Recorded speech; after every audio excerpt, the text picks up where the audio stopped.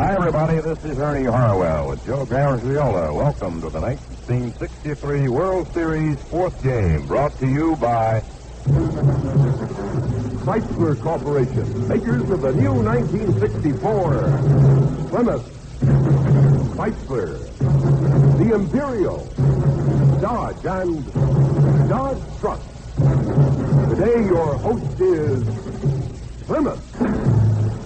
and by Gillette, maker of the Gillette Slim Adjustable Razor and remarkable Super Blue Blade, extra rich foamy instant lather, convenient right guard power spray deodorant, and new Sun Up aftershave for that top of the morning feeling. In appreciation of your continued support, Chrysler and Gillette also bring you the annual Blue-Gray football game and the 1964 Rose Bowl game exclusively on NBC. This broadcast is authorized under broadcasting rights granted by the Commissioner of Baseball, solely for the entertainment of our listening audience, and any publication, rebroadcast, or other use of the descriptions and accounts of this game without the express consent of the Commissioner is prohibited. The two starting pitchers already have begun to warm up. Whitey Ford, representing the New York Yankees, came out about 3 or 4 minutes ago, and Sandy Koufax, who will be on the mound for Los Angeles, has just begun his warm-up tosses. And on this bright, sunny afternoon in Southern California, one large question confronts all of baseball. Will this fourth game of the 1963 World Series be the final game of the series? Or to put it another way, can the Dodgers win today and end the Yankee domination of World Series history? Since 1922, the New York Yankees have dominated the series 6 times. They've swept through their National League opposition in 4 straight games. But today they are finding out how the other half is felt all this time, as they come into the fourth game with a deficit of no victories and 3 defeats. The Yanks realize that no World Series team has ever rallied from an 0-3 deficit and gone on to win the championship. However, the New Yorkers also know that never has a Yankee team been swept out of a series in 4 straight. They lost the 22 series in 5 games, and there was 1 tie in that one. And in 1942, after the Yankees won the first game, the Cards took the next 4. But a Yankee team has never stared at the kind of defeat that this 1963 edition would face if the Dodgers win here this afternoon. Certainly the Dodger fans are looking forward to their heroes breaking the Yankee domination this afternoon. But the Yankees have a habit, as you know, of winning crucial games. And today, manager Ralph Houck has nominated the all-time World Series winner, the left-hander Whitey Ford, to keep the New Yorkers in business.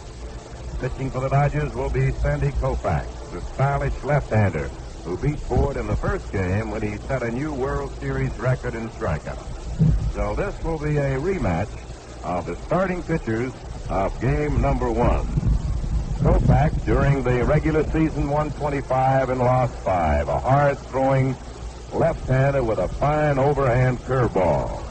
Whitey Ford, during the regular season, won 24 and lost 7. He has more variety of stuff than his pitching rival, and of course has a great deal more experience. Koufax in the series has won 1 and lost 1. In his series history, he lost to the White Sox in the 5th game of the 1959 World Series, and then he beats the Yankees 5-2 in the first game of this current series. Whitey Ford has a 10-6 record in series competition, and he is 3-3 with 1 no decision in 7 series starts against the Dodgers. Whitey has won at least 1 game in 7 of his previous 9 series, failing to win only in 1953 and 1958. The weather is great again, no question about it. A little warmer, I believe, than it was here at Dodger Stadium in Los Angeles yesterday afternoon. But it couldn't be any better, and we've got another capacity crowd on hand to watch these 2 World Series rivals go at it in Los Angeles.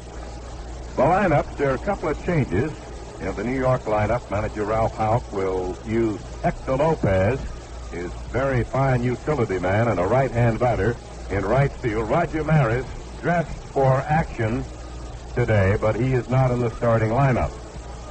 And manager Walt Alston of Los Angeles is using Frank Howard, the big right-hand batting right fielder, in right, replacing the left-hand hitting Ron Perranoski. The lineup in their entirety will go this way. For the visiting New York Yankees, it'll be Tony Koufax leading off, and he'll be at shortstop. That's Koufax at shortstop. Batting second and playing second base, the veteran Bobby Richardson. Richardson will be at second base. The number 3 hitter for New York is Tom Tresh, the switch-hitting left fielder. Tresh in left. Mickey Mantle, the cleanup man, he's in center field. That's Mantle batting number 4 and playing in center. Alston Howard, the number 5 hitter, he is the catcher. Howard is catching. Then it's Hector Lopez in right field. Lopez is in right. He's followed by Joe Pepitone, the first baseman, and the number 7 batter. Pepitone is at first base. Then it's Clete Boyer batting number 8 and playing third. Boyer at third base, followed by the Yankee pitcher, Whitey Ford. For the Los Angeles Dodgers, Maury Wills will be at shortstop, and he'll lead off. Jim Gilliam will bat number 2. That's Gilliam at third base, batting second. Willie Davis in center field, hitting number 3 for the Dodgers. Davis in center. Tommy Davis is the left fielder and the cleanup hitter. Tommy Davis in left. Frank Howard, the right fielder, bats number 5. Howard is in right. Then the former Yankee, the Dodger first baseman, Bill Skowron, is the number 6 hitter. That's Skowron at first base. Bill is followed by the catcher, John Roseborough. Roseborough is catching and batting number 7. Dick Trzaskowski batting number 8, and he's playing second base. Trzaskowski at second base, and on the mound will be the left-hander, Sandy Koufax. He'll be batting number 9. The 4th game of the 1963 World Series is being brought to you from Dodger Stadium in Los Angeles. Get up and go, Plymouth, sister, go, go, Plymouth, put your foot down on the floor. You'll never know what's driving till you go out driving in a Plymouth 64. You thought you knew beauty till a brand new beauty came to town to show you more. And when you're not out sparking, you will find her parking in the driveway by your door.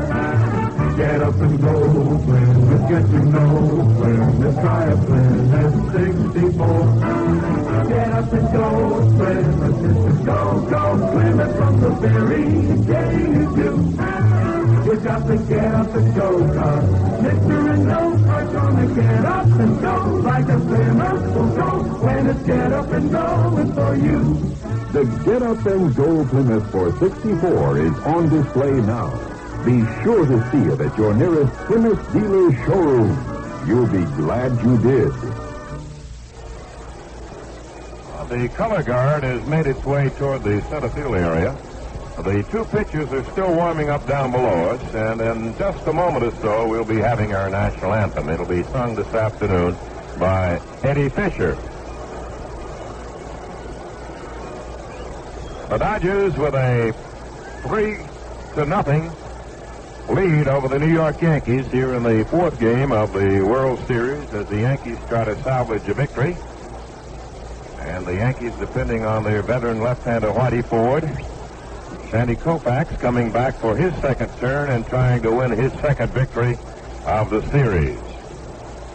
By the way, the official scorers in the World Series are Lou Hatter of Baltimore, Frank Finch of Los Angeles, and Lynn Schechter of New York. They vote on various decisions on scoring plays. In fact, yesterday they had one play, the ball hit to Richardson, where there was a split vote. Generally, they are unanimous on their decisions, but sometimes they have to vote, and that happened yesterday on the ball hit to Richardson.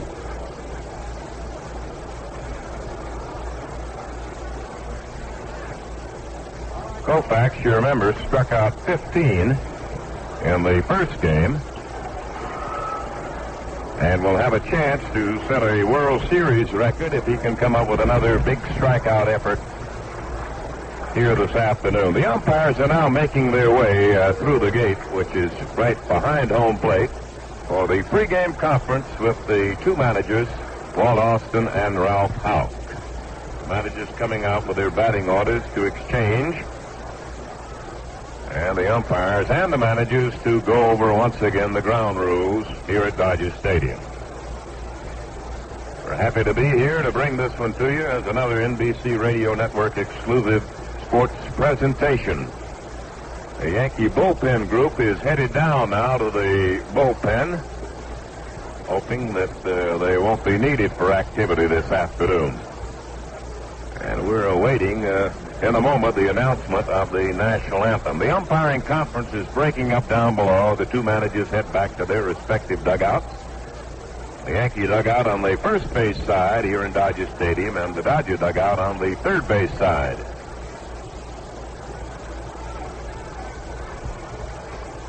Shag Crawford will umpire behind the plate. Paparella, Gorman, and Knapp will be on the bases. Benzon and Rice will be down the two foul lines. Now here's the announcement by PA man John Ramsey here at Dodger Stadium. At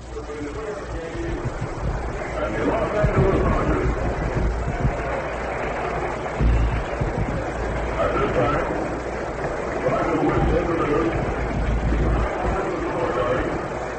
coordinated by our nearest neighbors, the Naval and Marine Corps Reserve Training Center.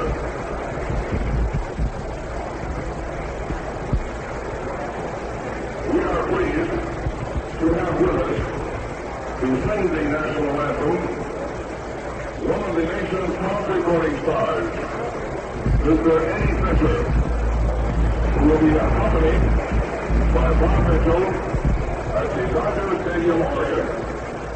Ladies and gentlemen, Mr. Eddie Fisher.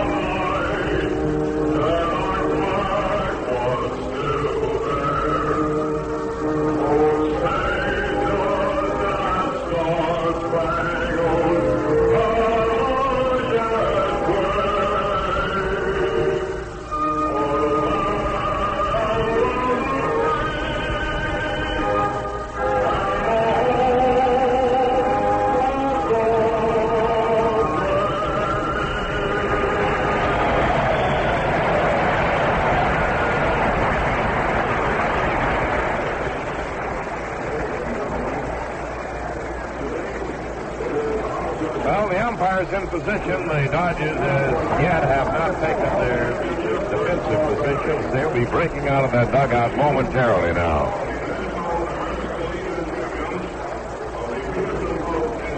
Sandy Koufax has quite a record here in this ballpark. He's won 11 and lost 1 in 1963 in this park. Tough man anywhere, but has been especially tough in Dodger Stadium.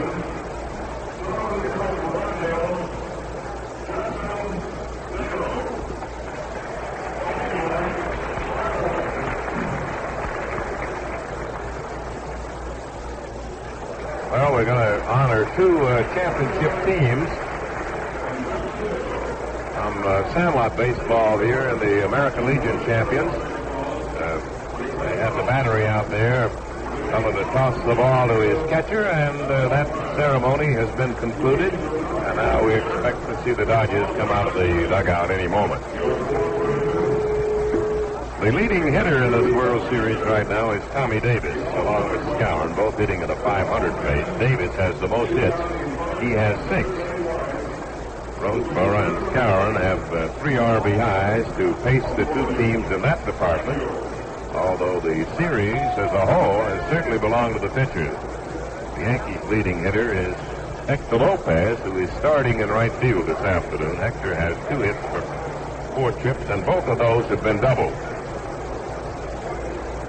The only man with more than 1 RBI for the Yankees is Tommy Trash, and he has 2. Well, there go the Dodgers to take the lead.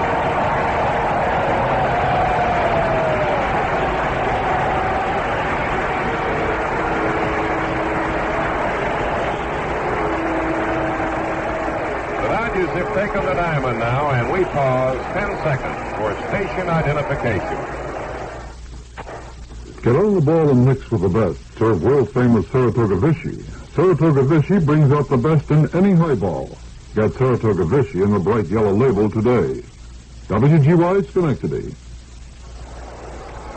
It's the way the National League champions will line up on defense. It'll be Gilliam at third base. Maury Wills will be at shortstop. Dick Suzuki at second. Bill Skowron stationed at first base.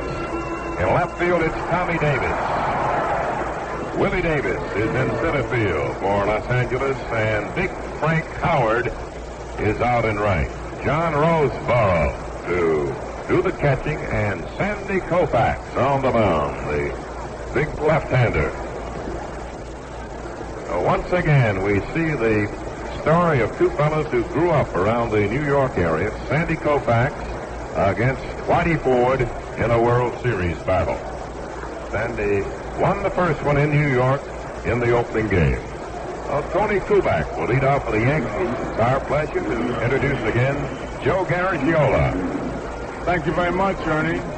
Sandy Koufax against Whitey Ford. Both great pitchers, both with different styles. Koufax with a great fastball, a great curveball, and change of speed. Whitey Ford with about 15 different pitches. Koufax is ready. Kubek waits. The first pitch of the ball game is a curveball. It's low, and it's ball 1.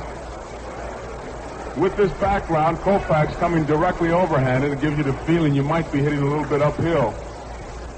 Here's the pitch by Koufax. Swung on and foul back, and it's 1 ball and 1 strike. Koufax's curveball, a big breaking curveball. The fancy name is overhanded curveball. One we used to call it was a drop. 1-1 pitch. Swung on. Foul tip, strike 2. 1 ball, 2 strikes.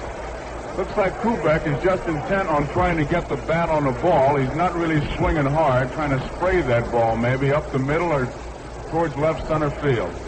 The defense is shifted that way. Tommy Davis in left field guards the line. Willie Davis is over in left center. A lot of room in right center. Here's the 1-2 pitch by Koufax. Foul tip, and it got Shags Crawford. He fires one out to Koufax. Shag Crawford of the National League is behind the plate. Joe Pamparella, the American League, is at first. Tom Gorman, National League, is at second. And Larry Knapp, the umpire, at third base from the American League. Here's the 1-2 pitch again by Koufax. Curveball struck him out.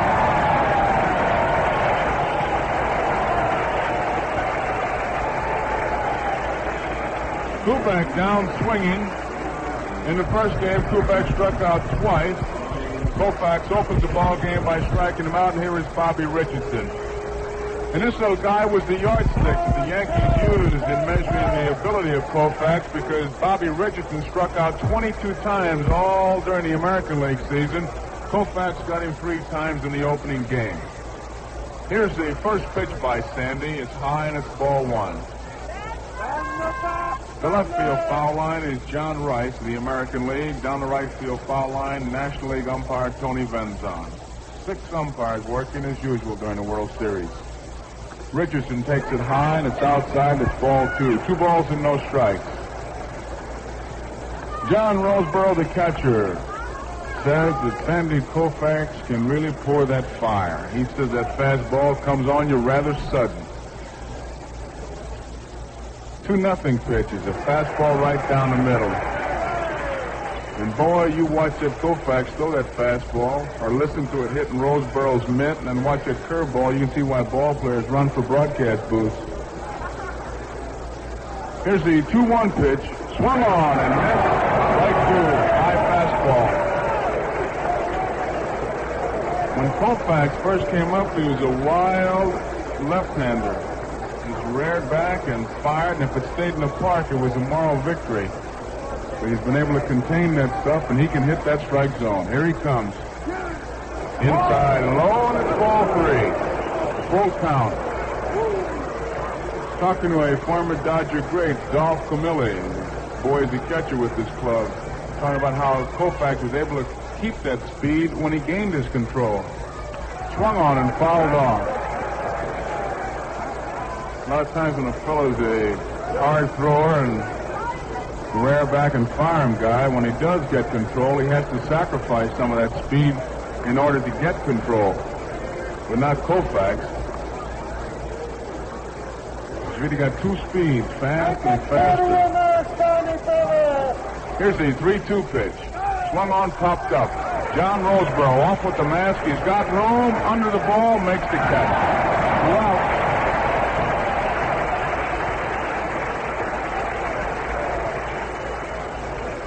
2 away. And it brings up Tom Tresh.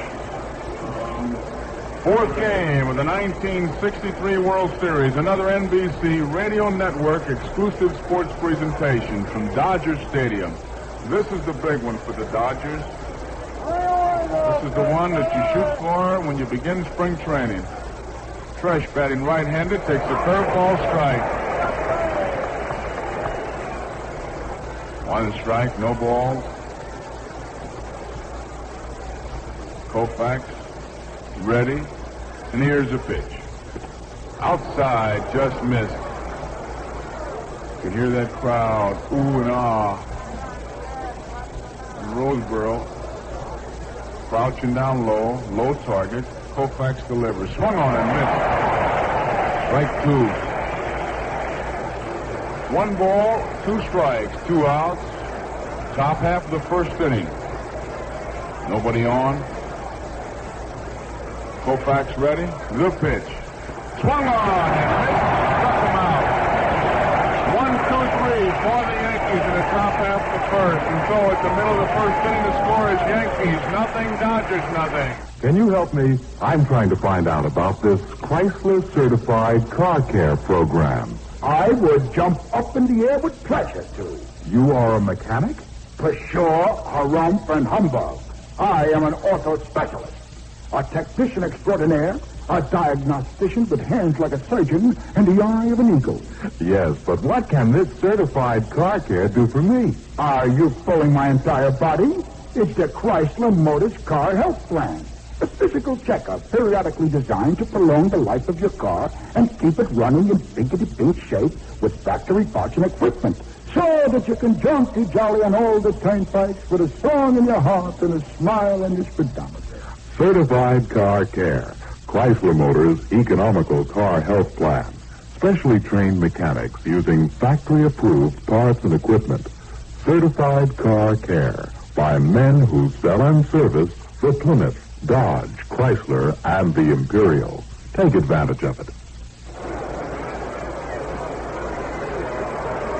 Alston Howard fires that ball down to second base. Richardson to Koufax to Boyer. Maury Wills gets set. He'll bat right-handed against Whitey Ford.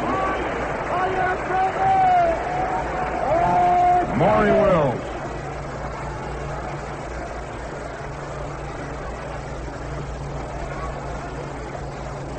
Boyer shortens up at third base. Koufax and Richardson straight away. The outfield not too deep. And straight away. Whitey Ford. The left-hander's ready. Here's the first pitch to Wills. Wills takes it low and inside. It's ball 1. He's shortened up as if to bunt. Ford, a pitcher who has a good fastball, curveball, slider, change of speeds, and can get that ball over. Low. 2 balls, no strike. Wills takes a look at Reeser. He's pretty much on his own, this little leadoff man. Here's the 2-0 pitch by Whitey. Strike. Caught that outside corner, and it's 2 balls, 1 strike.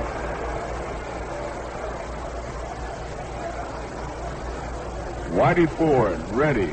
Wills waits the pitch. Swung on and fouled off out of play, and the count goes 2 balls and 2 strikes. Ford uses that Satchel Paige theory of pitching, keeping that ball as far away from the bat as possible and in that strike zone. I know it sounds impossible, but that Paige did it all the time, and Ford has done a real good job of it. Not an overpowering type pitcher. As he's often said, I just as soon throw 3 pitches and get 3 outs rather than go for the strikeout. He's a discount house pitcher.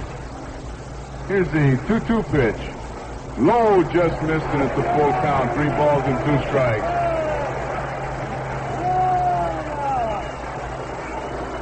Joe Becker coaching at first base. Pete Reeser coaching at third base. Here's the 3-2 pitch by Whitey Ford. He walked in.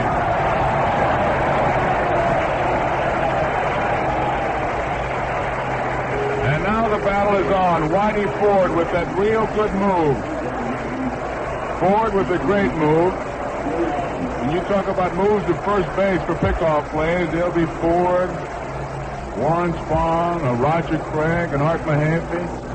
They always say that a good move is a half-balk move, and one of the best squelches I ever heard, they claim it's a balk, and umpire said it wasn't, and the guy said, well, at least a half a balk. He said, all right, I'll give him halfway between first and second. Wills leads off. Gilliam waits. There goes Wills. The ball is bunted in the air. Alston Howard makes the play. They've got a double play. Howard flips the Pepitone, and Wills is doubled up. Alston Howard very wisely waited for Pepitone to get back, and it was kind of a little bit of a race between Maury Wills, who did not give up and raced back to the bag, but he was a dead duck as Howard came up with the pop bunt by Gilliam, flipped to Pepitone. It's a double play, and here is Willie Davis.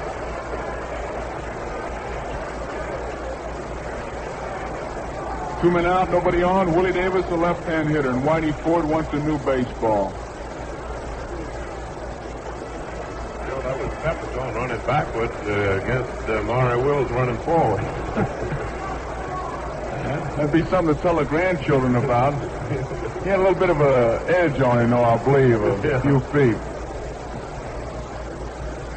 Willie Davis waits. Whitey Ford delivers. It's high and it's outside, and it's ball 1.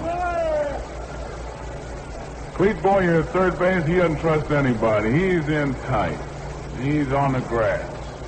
All these Dodgers, boy, they come with the brand new inner soles. They're ready to run. Swung on and fouled back. To count 1 ball and 1 strike. Whitey Ford gets that new baseball, and he rubs it up. You'd be surprised how sensitive those pitchers' fingers are when they get those baseballs. They can feel that the leather is tighter than others. The seams might be a little bit higher. The stitches maybe not as tight. And they've got to have that ball feel just right. Here's the 1-1 pitch.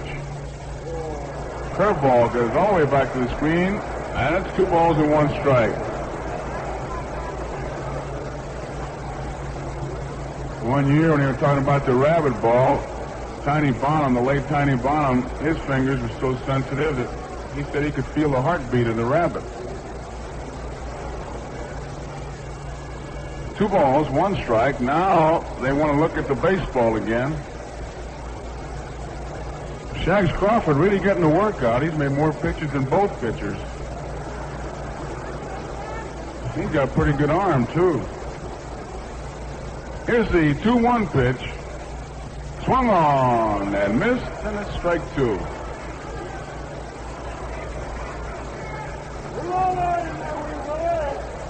Two balls, 2 strikes, 2 outs. Nobody on, nothing. We're in the bottom half of the first inning. 4th game of the 1963 World Series. Here comes Whitey Ford again. Swung on and tapped foul. Right into the Yankee dugout, and manager Ralph Howe feels the ball, flips it out of play. The Major.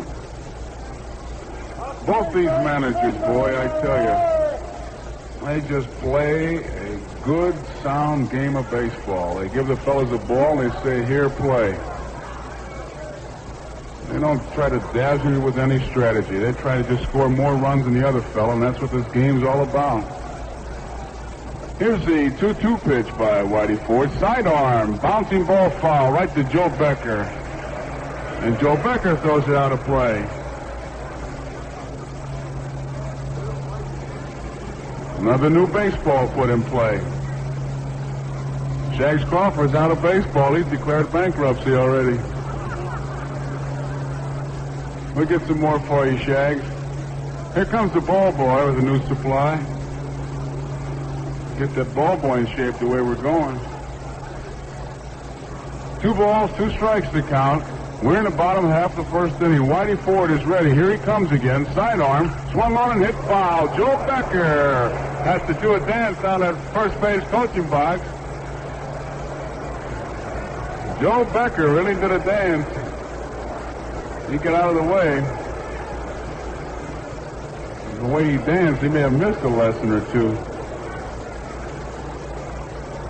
2 balls, 2 strikes. Willie Davis really battling up there. Whitey Ford getting his sign from Alston Howard, taking a bit more time now. Now he's ready. Here he comes again. Swung on and popped up. Foul ball behind the plate. Alston Howard coming back. Near the screen, it's out of play. Shags Crawford and Alston Howard really had quite a race. Shags trying to get out of the way. That's one of the real tough things for an umpire. Now Shags has something to say to Alston. I'll tell you, if that big Howard would have hit Crawford, he'd have been the victim of a hit-and-run accident. He'd have been leaving it. Crawford, that Howard, a big guy. Set once again now. 2 balls and 2 strikes. Here comes Whitey Ford. Fastball way outside, and it's a full count. And Willie Davis has battled to where it's 3 balls and 2 strikes. Maury Wills opened with the walk. Junior Gilliam, in an attempted bunt, popped it in the air. Alston Howard made the play, flipped the Pepitone for the double play, and Willie Davis has been up there battling Whitey Ford. And I say he's been up there a while. 3 balls, 2 strikes. Whitey Ford ready. And here's the payoff pitch. Swung on, foul ball. Cleet Boyer gives it a chase. No chance for a play. Hit that ball off the end of the bat. Bounced into the Dodger dugout.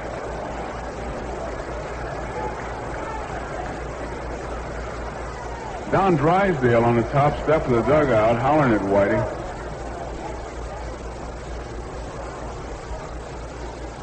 Willie Davis is still up there. I'll tell you, if he was getting paid by the hour, he'd make some money.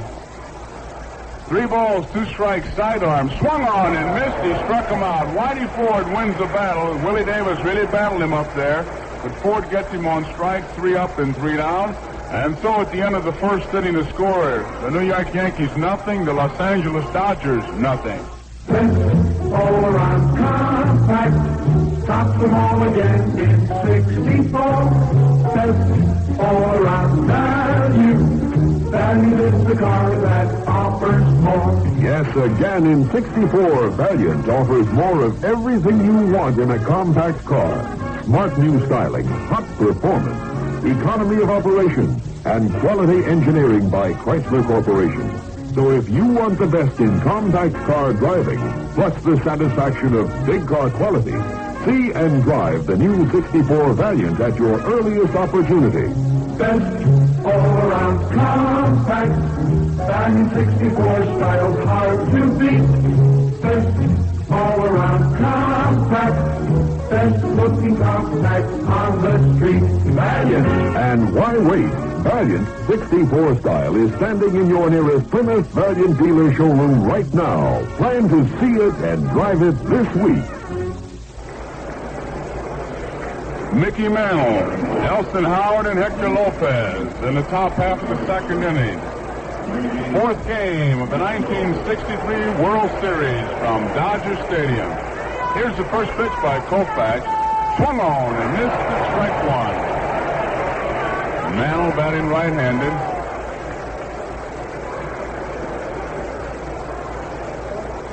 Everybody's deep on Mantle. Here's the pitch by Koufax. It's inside. 1 ball and 1 strike. Gilliam back at third. Will's deep. Trzaskowski near the bag. At second, Skowron is deep. The outfield. Davis, Tommy Davis, deep in left. Willie way back in left center. Strike is called over the outside corner. 2 strikes, 1 ball. Koufax's fastball, when he keeps it down low, will tail away from the right-hand hitter. 1 ball, 2 strikes. Curveball. High, ball 2. The umpires say that he starts his curveball much higher than the average pitcher, and you really have to wait for that ball to break. When you hit, and I imagine it looks like he's breaking from the top of the flagpole. Here's the 2-2 pitch. High, ball 3. Mantle had to go down. 3 balls, 2 strikes.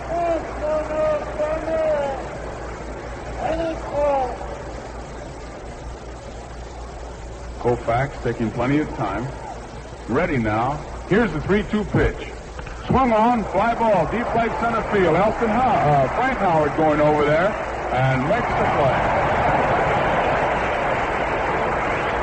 Mickey Mantle flies to Frank Howard in right center field, and there is 1 away, and it brings up Alston Howard.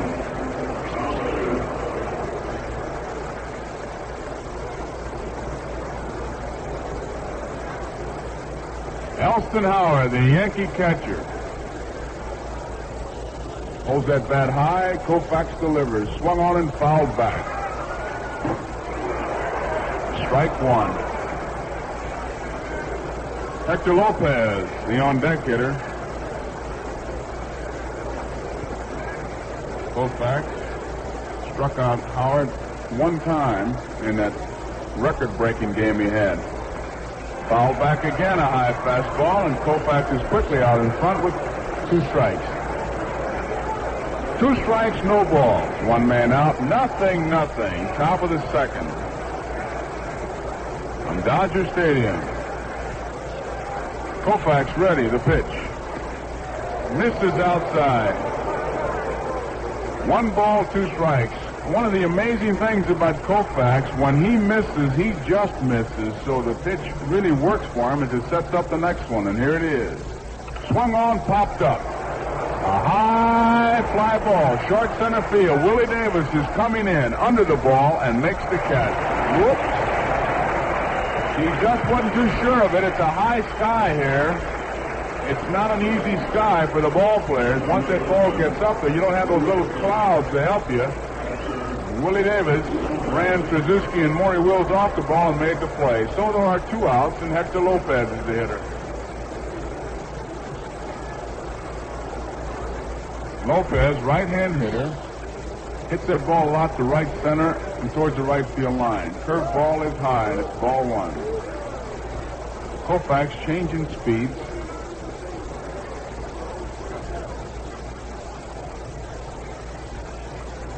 Two men out, nobody on. Here's the pitch by Sandy. Curveball swung on, foul tip. 1 ball and 1 strike. Frank Howard in right field had moved over towards the right field line. He's playing Lopez as if he were a left-handed hitter. Willie Davis is shade over in right center. Here's the 1-1 pitch. Fastball foul back and a strike 2.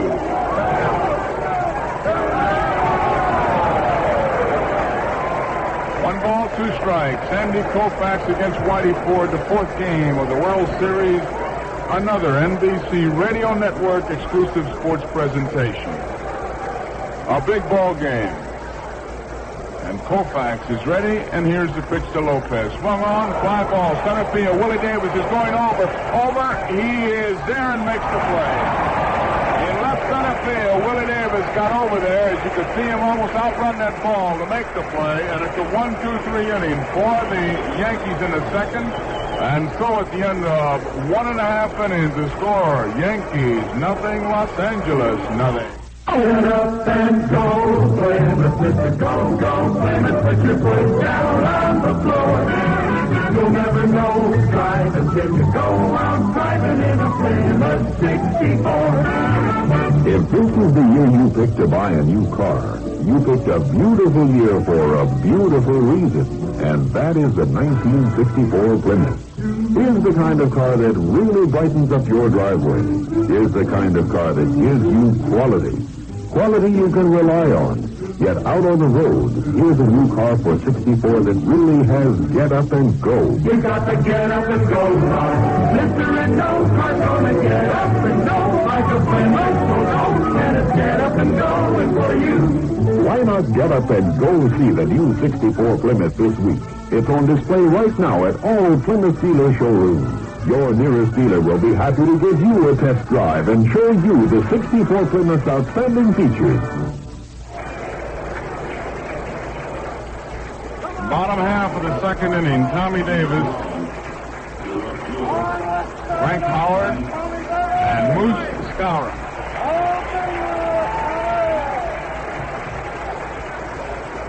Whitey Ford, the Yankee pitcher. Little left-hander, getting his sign, he's ready. Here's the first pitch to Tommy Davis. It's low and it's ball one. Gets by Alston Howard.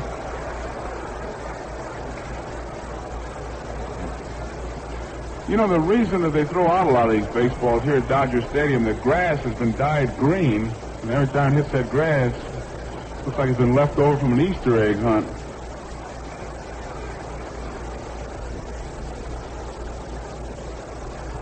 One ball to count. Tommy Davis waits. Outside. And it's ball two. 2 balls.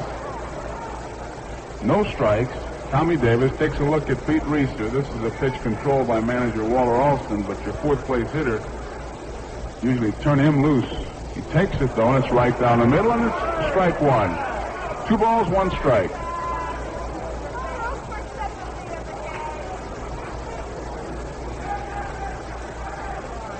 Nobody on, nobody out.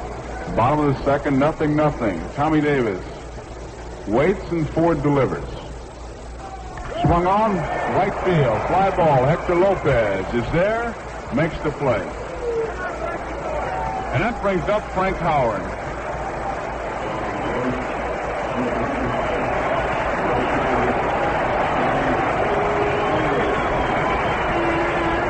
Frank Howard, this big guy really put a charge in the one in Yankee Stadium. And since then, they have thrown him a lot of slow pitches, screwballs, and let-up curveballs, and they've been able to contain him. Whitey Ford ready, and here's the pitch. Slow curveball, high, ball one. But boy, that takes a little bit of courage to throw this fella a slow ball when you're only 60 feet, 6 inches from him. Frank Howard waits, and here's Ford. Another slow curve. Misses, and it's ball two. He takes a look at Pete Reister. Reister just kind of walking around that coach's box. He might just say, hit that ball if it's in there. 2 balls, no strikes. Big Dodger outfielder, Frank Howard. Ford ready now, and here's the 2-0 pitch. Fastball is low, and it's ball 3. Takes a look once again at Reister. You're always hitting when you go into that batter's box. They give you a take sign. And here's the 3-0 pitch to Howard. He was swinging. He does. Line drive, right center field. Hector Lopez comes in, can't make the play. It's a base hit.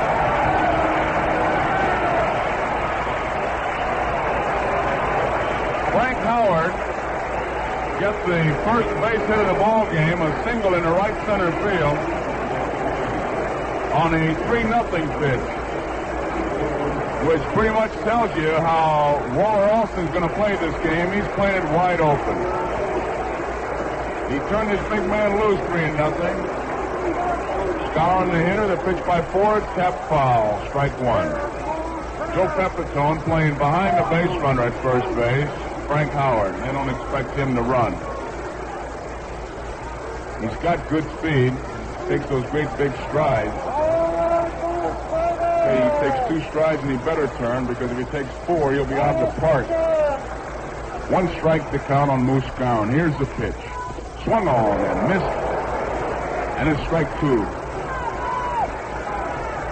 Scarron steps out of the batter's box now, puts his hands on his hips, and is kind of taking an inventory because it looked like he was completely fooled on the last pitch. He just kind of gave it a feeble flick. Two strikes. Ford delivers.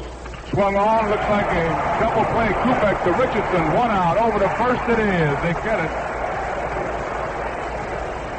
A double play hit into by Moose Scarron from Koufax to Richardson to Pepitone. So it's 1-2-3, although they got one base hit in that inning. And so at the end of 2 innings, the score, Yankees nothing, Dodgers nothing. All around compact, Fan 64 style is the fine. Best all around beauty.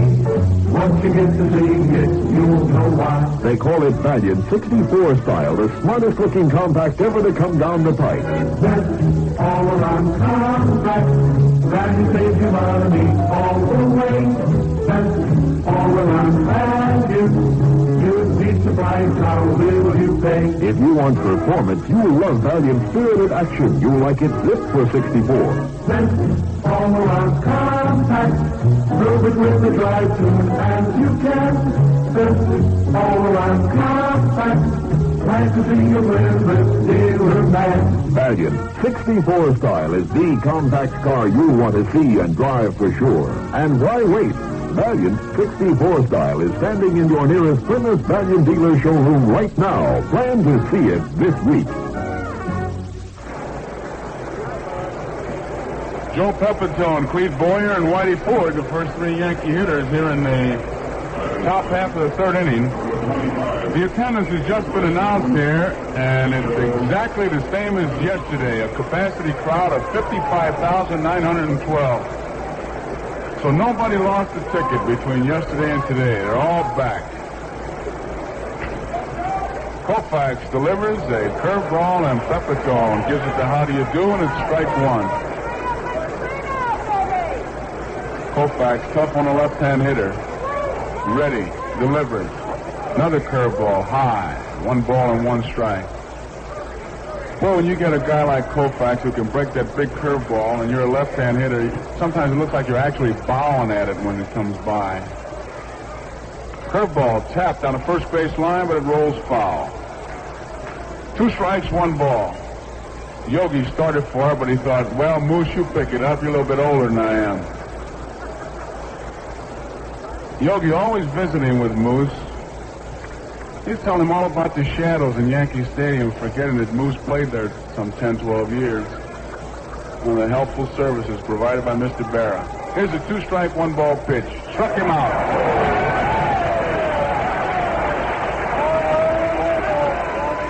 That's the 3rd strikeout for Sandy Koufax, all of them swinging strikeouts. Here is Cleve Boyer. Cleve Boyer, Yankee 3rd baseman.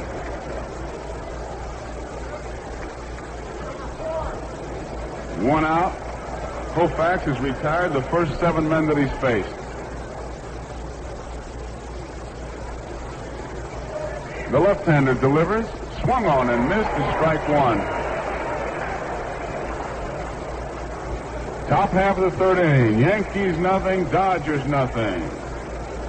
4th game of the World Series. Another NBC Radio Network exclusive sports presentation from Dodger Stadium. Curveball swung on and missed in a strike 2.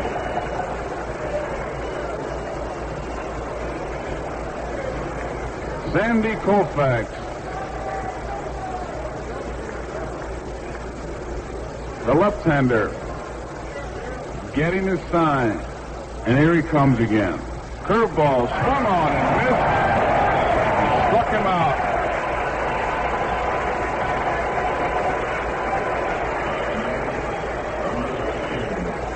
That brings up Whitey Ford. Boy, the only man, Joe, he hadn't struck out the first game. Oh, I didn't know that. He got him today. Maybe he knew it, Ernie.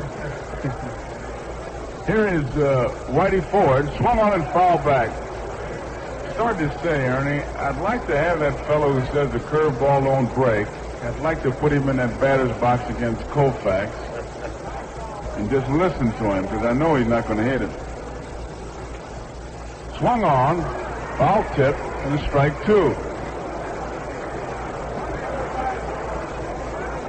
Koufax looks like somebody just kind of wound him up, starting towards the mound, and said, throw strikes. There he is. 2 strikes. Curveball swung on, a bouncing ball. Skowron nicely to his right, has it. Koufax covers, and they get forward. Koufax had to do a double dance step as he missed the bag with his first step, but he was there in time. It's a 1-2-3 inning for the Yankees in the third. And so at the end of 2.5 innings, the score, Yankees nothing, the Dodgers nothing. Get up and go, Plymouth, sister, go, go, Plymouth, put your foot down on the floor. You'll never know driving till you go out driving in a Plymouth 64. You thought you knew beauty till a brand new beauty came to town to show you more. And when you're not out sparking, you will find her parking in the driveway by your door. Get up and go, Plymouth, get to know Plymouth, try a Plymouth 64. Get up and go, Plymouth, sister, go, go, Plymouth from the very day you do. You got to get up and go, car. Mister and no car gonna get up and go like a Plymouth will go when it's get up and going for you. The Get Up and Go Plymouth 464 is on display now. Be sure to see it at your nearest Plymouth dealer's showroom. You'll be glad you did. Bottom half of the third inning from Dodger Stadium. This is Joe Garagiola with Ernie Harwell. And it'll be John Roseborough, Dick Tracewski, and Sandy Koufax for the Dodgers. Roseborough with a tremendous home run in that first ball game.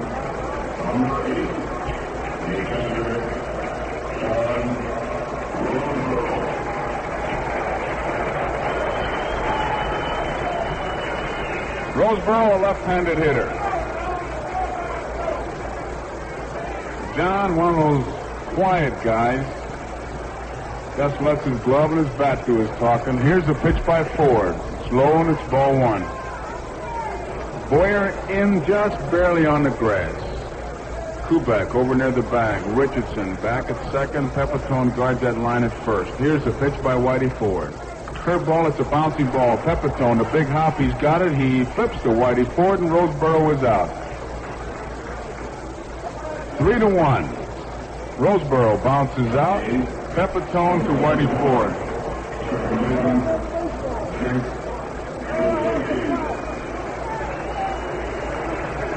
And that brings up Dick Tracewski. Told him before the game, I said, Dick, you got a name like mine. Looks like a broken eye chart.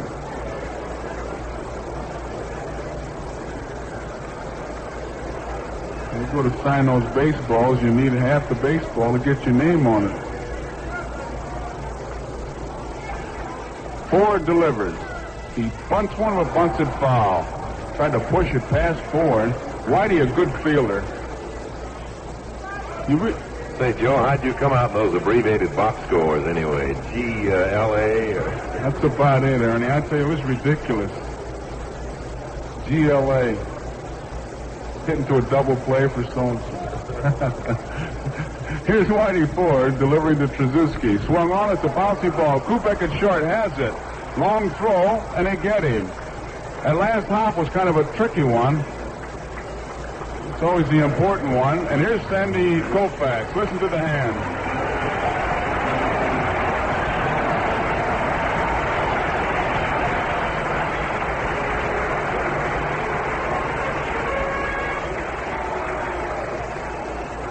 Sandy Koufax bats right-handed against Whitey Ford. The left-hander, Ford delivers. Sandy takes a low, ball 1. On one of our NBC Major League telecasts this year, we saw Sandy Koufax hit a home run. Takes it inside. It's ball 2. And we asked Sandy about it. He said he didn't realize what he had done till he got to second. And then he didn't know whether to stop or apologize. Koufax looks at Reeser for a sign. I bet if he gets a hit sign, he'll faint from shock.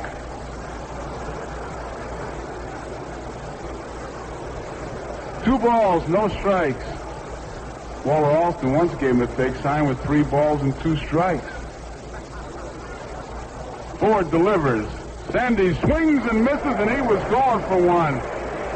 He was going for a tape measure job. He really had a cut. 2 balls, 1 strike, 2 outs. Ford delivers. Bouncing ball down the third base line, and boy, Sandy is flexing his muscles as he really gets some cuts up there. Well, when you swing like that, even when you miss it, it does you a lot of good. Every bone in your body is nice and loose. Whitey Ford rubs up that baseball. Whitey, a cool customer. You know why he's got the great record he's got. Knows what to do with every pitch. Helps himself fielding. Ready now. Here's the 2-2 pitch to Koufax. Swung on and off the end of the bat, a bouncy ball to Pepitone. Pepitone takes it himself, steps on the bag, and it's 1-2-3 for the Dodgers. And so at the end of 3 innings, the score: Yankees nothing, Dodgers nothing. And we pause 30 seconds for station identification. Make sure you're mixing with the best. Get Saratoga Vichy in the green bottle with the bright yellow label at your favorite store or tavern. WGY 810 on your dial, Schenectady, New York.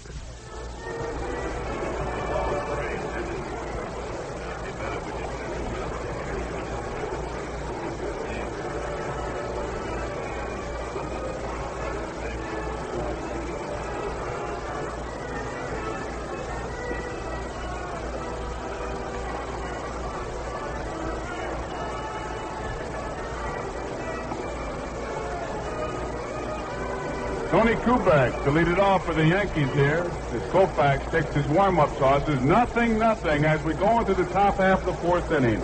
4th game of the 1963 World Series. Another NBC Radio Network exclusive sports presentation from Dodger Stadium.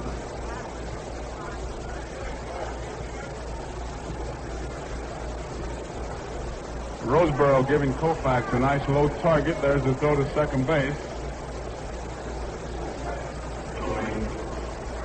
And Kubek, who was out on strikes in that batter's box. 0-0. Well, everybody said it was going to be a pitching series, and it certainly has been that. Koufax is ready, and here's the pitch to Kubek. Swung on, foul ball. Nobody will get this one beyond the Dodger dugout down the third baseline. I say nobody. There's 55,912 people here. Somebody will get it. Here's the pitch. Curveball high. 1 ball and 1 strike. Same number of people that were here yesterday.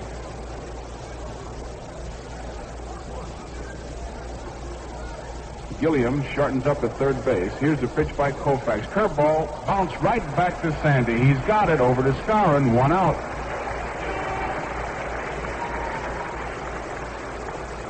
Kubek bounces out. Koufax to Skowron. Here is Bobby Richardson. Frank Rossetti coaches at third base. Yogi Berra coaches at first base. Manager Ralph House, a bench manager. Koufax ready. Here's the pitch to Bobby Richardson. Starts to swing. Strike is called. He swung, says Shags Crawford. That's a tough play for the umpire and half swing. A lot of times if he gets screened, he'll get help from the base umpires. Koufax delivers. Richardson pops one up. Short center field. Trzaskowski going out. Will's going out. Willie Davis coming in. Nobody gets it. It drops. And Richardson is on at second base. Willie Davis came in. He was waving everybody off. Maury Will gave it that last-minute lunge, and the ball dropped between Wills, Davis, and Trzaskowski. And that brings up Tom Tresh.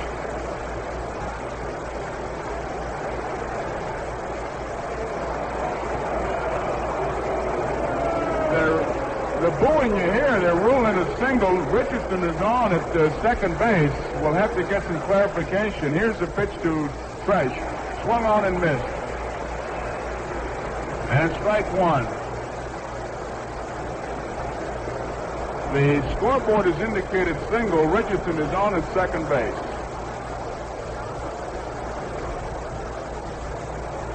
Tom Tresh batting right-handed. Richardson a good lead. And here's the pitch. Didn't mean to swing, hits his bat, and a strike two. Bobby Richardson is credited with the double. They flash it now. And that is the first base hit off Sandy Koufax. There's one man out.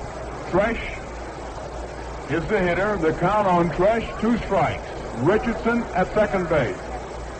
Tresh was out on strikes his first time up.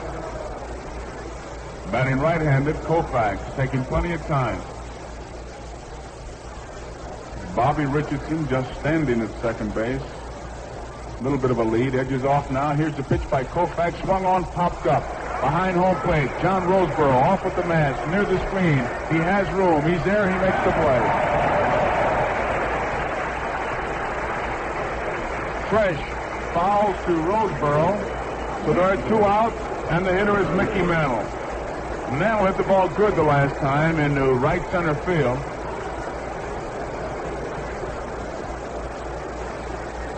Bobby Richardson at second base.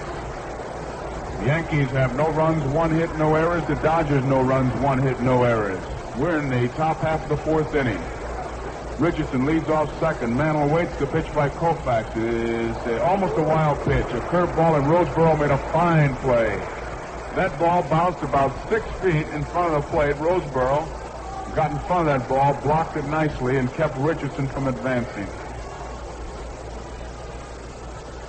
Boy, that's the kind of a curveball that's got that great spin on it, and usually it'll squib right by you. But Roseboro did a good job blocking it. 1 ball, no strikes. Mickey Mantle batting right-handed against left-hander Sandy Koufax. Left-hander Koufax checks Bobby Richardson. The pitch to Mantle is swung on, a bouncing ball. Maury Wills, the big hop. He's got it. There's the throw in time. And the inning is over as Mantle bounces out. Wills to star. No runs. There was 1 hit, no errors. 1 man was left on base. And so at the end of 3.5 innings, the score, Yankees nothing, Dodgers nothing. All around compact, top them all again in 64. Best all around value. Valiant is the car that offers more. Yes, again in 64, Valiant offers more of everything you want in a compact car. Smart new styling, hot performance, economy of operation, and quality engineering by Chrysler Corporation. So if you want the best in compact car driving, plus the satisfaction of big car quality, see and drive the new 64 Valiant at your earliest opportunity. Best all around compact, and 64 styles hard to beat. Best all around compact, best looking compact on the street. Valiant. And why wait? Valiant 64 style is standing in your nearest Plymouth Valiant dealer showroom right now. Plan to see it and drive it this week. Bottom half of the 4th inning, Maury Wills, Jim Gilliam, and Willie Davis. Goes to throw down to second base. Nothing. Yankees Dodgers, 4th game of this 1963 World Series. And you're listening to it on the NBC Radio Network. The World Series, another NBC Radio Network exclusive sports presentation. From Dodger Stadium, Whitey Ford, and probably one of the biggest games, if not the biggest game of his career. Time is called now as a banner started to come down from left center field. Maury Wills. Wills walked his first time up. And boy, when this guy gets in that batter's box, the Yankee defense edges in, on their toes, looking for anything. Whitey Ford is set. The first pitch to Maury Wills. He takes a strike over the outside corner. Whitey Ford, a real worker out there, moves that ball in and out, up and down, ready. Curveball swung on and missed, and a strike two. Every pitch that Whitey Ford throws works for him. And he misses, he just misses to set up the next one. He's got an ID on every one. Wills waits. Ford nods that he has the one he wants. And he delivers a two-strike pitch to Wills. Strike three is called. A fastball caught that inside corner. Maury Wills is out on strikes. There's one away, and here is Jim Gilliam. Whitey Ford threw two pitches to the outside corner and then came in with that fastball and caught Maury Wills looking. Wills called out on strikes, and Gilliam is up there batting right-handed. Jim Gilliam, who every year goes to spring training looking for a job. And every year he plays 120 or 30 games somewhere. Swings at the bouncing ball. Boyer to his left nicely. He's got it. The throw to first in time. Gilliam is out from Boyer to Pepitone. Here is Willie Davis. And here's a Whitey Ford inning that has started out typical, where he's made 4 pitches and he's gotten 2 outs. Davis was out on strikes last time, but he really battled, boy. He was up there about a day and a half hitting foul balls. Finally, he went down on a 3-2 count. They look at the baseball again. And Shags Crawford said, well, one of them was stitched, the other one wasn't. They finally get one in play. Whitey Ford wants the new baseball, gets it, rubs it up, and looks for a sign. Willie Davis waits. Here's the pitch by Whitey. Swung on, popped up. Foul territory. Elston Howard coming over. Near the stands. He's got room and makes the play. So Willie Davis on the first pitch pops up to Elston Howard. Gilliam went out in the first pitch. An easy inning for Whitey Ford and the Yankees. 3 up and 3 down. And so at the end of the 4th inning, the score, Yankees nothing, Dodgers nothing.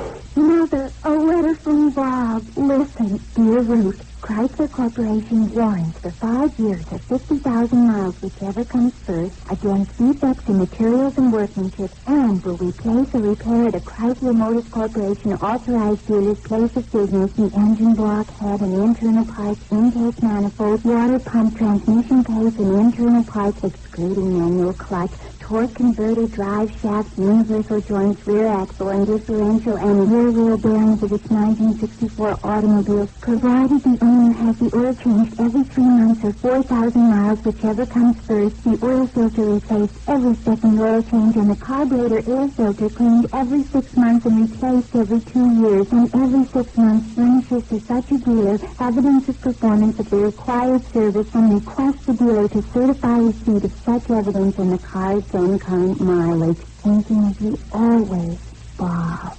Dear, are you sure you're doing the right thing marrying a car dealer? Alston Howard to lead it off. Hector Lopez and Joe Pepitone for the Yankees. Top of the 5th. Yankees, no runs, 1 hit, no errors. Dodgers, no runs, 1 hit, no errors. That's the whole story here. The 1 hit for the Yankees was a bloop double by Richardson that fell as Wills, Przewski, and Willie Davis chased it. Here's the pitch by Koufax. Curveball high. The base hit by the Dodgers was a 3-0 single hit by Frank Howard in the 2nd inning. Koufax delivers, swung on and missed. And it's 1 ball and 1 strike. Koufax not only throws that big breaking curveball, but he gets great rotation on it. Real good spin. Line drive, center field. No doubt about that one. Up the middle. Willie Davis comes up with it. And Koufax delivered a slow curveball, and Ed Howard sent it right back up the middle. Koufax ducked it, and here is Hector Lopez. That's the hardest hit ball in this ball game. Hector Lopez, who flied to left center field his first time up. Hector, a good hitter, hits a lot to the right side. Skowron holds Alston Howard close at first base. Koufax at the belt, the pitch. He's outside, and it's ball one. 1 ball, no strikes. Nothing. Top of the 5th inning. Lopez takes a look at Corsetti. 1 run could be a big run for either Whitey Ford or Koufax, so you always have to be alive for something. Alston Howard leads off first. Koufax delivers. Lopez takes it inside, and it's ball 2. 2 balls, no strikes.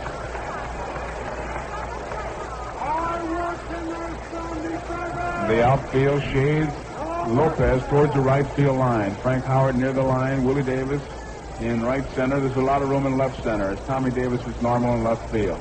Koufax delivers. Swung on a bouncing ball, foul. Hector tried to pull that ball.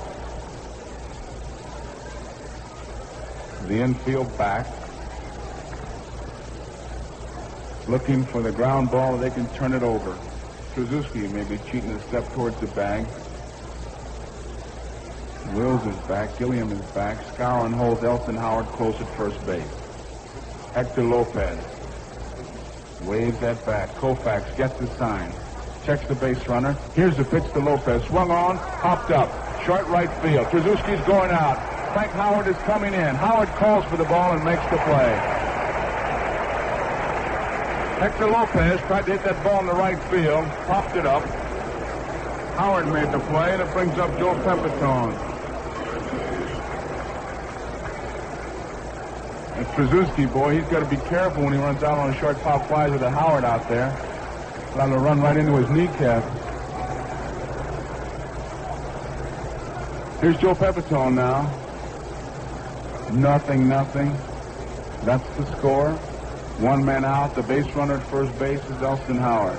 Koufax checks him. Here's the pitch. Pepitone takes it outside. And it's ball 1.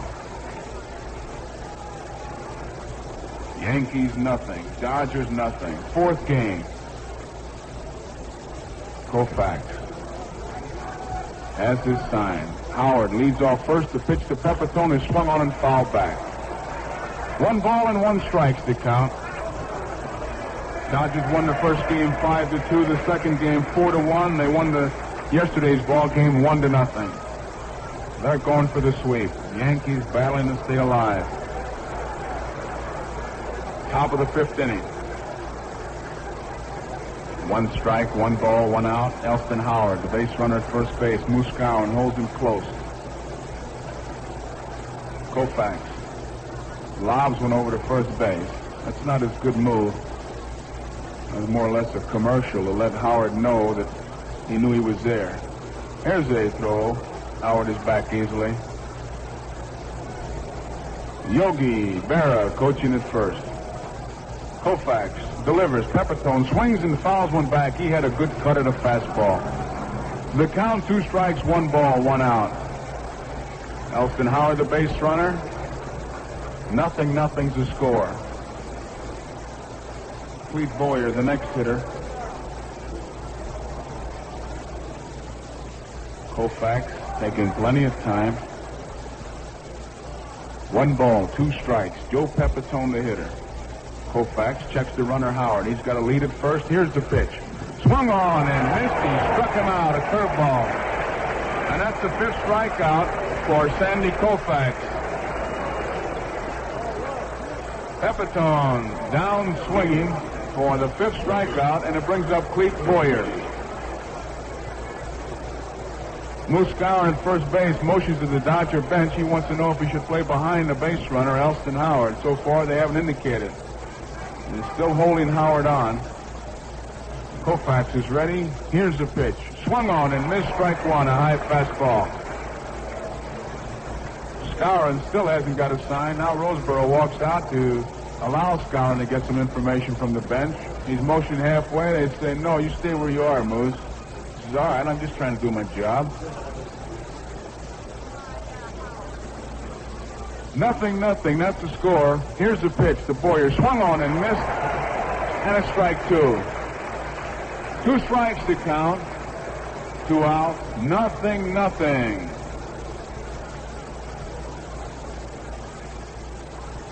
Boyer, right-handed hitter. Waves that bat. Koufax has his sign. Checks the runner. Alston Howard at first. The pitch is swung on. A bouncing ball. Maury Wills to his right. It's a tough play. It's played to second base. It is in time. What a play by Podrick. As he had to go down to his knees, but he was still able to hold on to the ball and keep his foot on the bag. Maury Wills had no chance to get the base runner Boyer at first.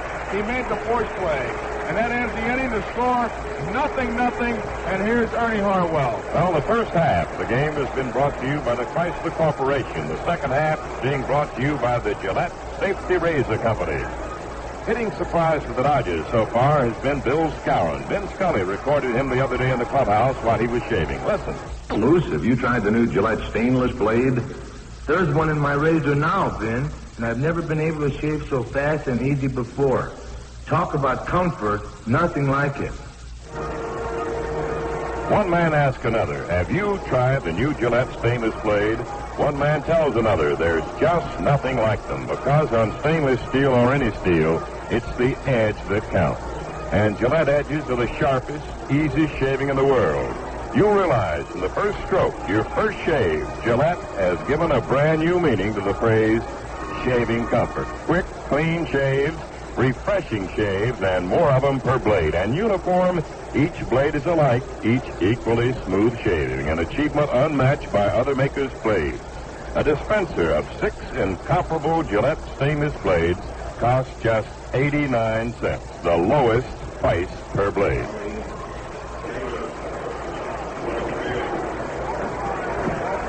Well, we've got a great duel here between 2 fine left-handers, Whitey Ford and Sandy Koufax. And Tommy Davis will lead off in the last half of the 5th inning for the Dodgers. The game is scoreless.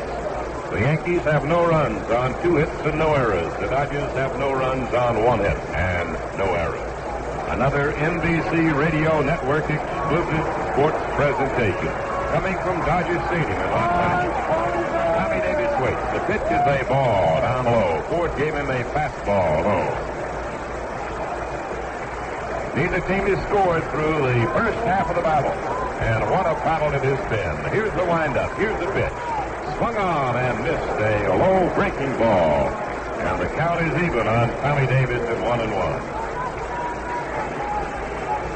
Outfield plays him deep and straight away. Tommy, the batting champion of the National League for the last 2 seasons. Big, strong right-hand batter waiting. Here's the windup by Ford. The 1-1 pitch. He takes the ball. It's low. And the count 2 balls and 1 strike. Ford, of course, likes to keep that ball down low. He's more effective that way. Now the pitch on the way. Davis looks. It's too low. 3-1 on Tommy. The Dodgers have had 2 runners. Wills walked, but was erased on a double play in the first inning. Then Frank Howard singled with 1 out in the second, and he was erased on a double play. So they've had the 12 regulation batters in the first 4 innings here at Dodger Stadium. Davis, the first time he batted, flat out to right. 3-1 the count on him. Here's the windup by Whitey. He delivers. Here's a drive hit on 1 hop to deep second. Richardson has it. They throw the Pepperstone in time, and there's 1 up and 1 down in the Dodger 5th inning. Frank Howard, who has the only hit for Los Angeles, steps up. He looks a single into right field with 1 out in the second. And then the next man, Skowron, ended the inning by banging into the double play, short to second to first. The last 8 men have gone down in order against Whitey Ford. Make it 9 if you count Skowron hitting into the double play. Outfield very deep. The pitch is a curve.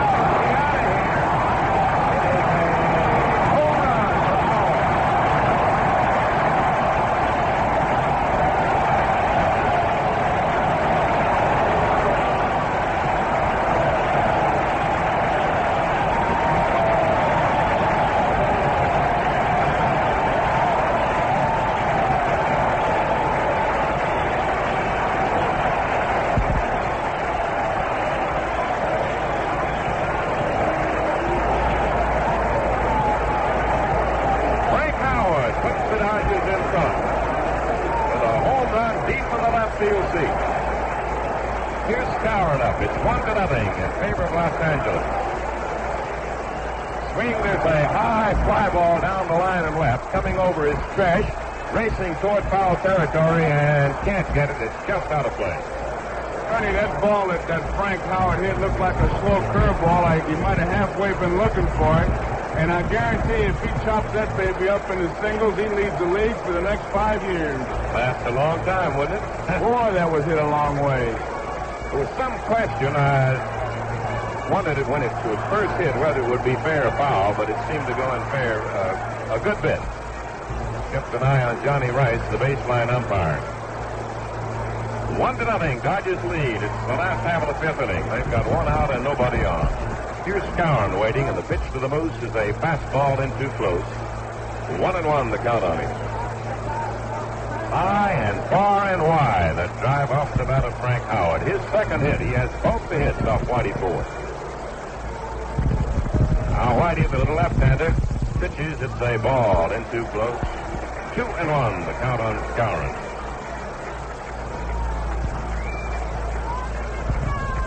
Richardson pulled over to his right near second base. Koufax is into the hole at short. And Lopez has to guard that right field area against Skowron. Here's a pitch. He swings as a line drive to center, coming hard as Mantle. He's there to make the catch. The ball took off a little bit after Mickey came in. He had to back up a couple of steps. This is a tremendous ballpark. 330 on the line for 380, and it's a beautiful ballpark. I tell you, Ernie, you got to. And if people from the East come in and look at this ballpark, how they're amazed at the beauty of it, and you got to go for Mr. O'Malley's courage in putting it up. I'll say one thing, he's getting whacked pretty good with the taxes, which may not be just right either. Well, here's John Roseboro batting now. He's 0 for 1. Ralph Terry is throwing in the Yankee bullpen. Ford pitching, and Roseboro, the left-hand batting catcher, takes the ball down low. Ball 1. The home run by Frank Howard, propelling the Dodgers into a 1-0 lead here in the fifth inning. Now Ford works again. It's a fastball low. 2-0 in Roseboro.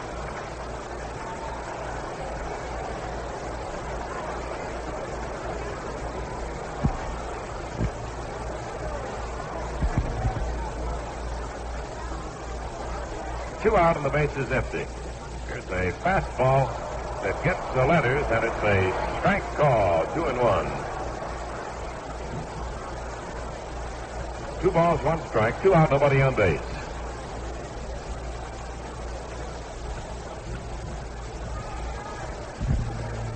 Roseboro waits. Here it comes. It's a ball outside. He started for first base, but that is only ball 3. Crawford says, come on back now, and let's try it again. 3-1. Trying to get a bargain there.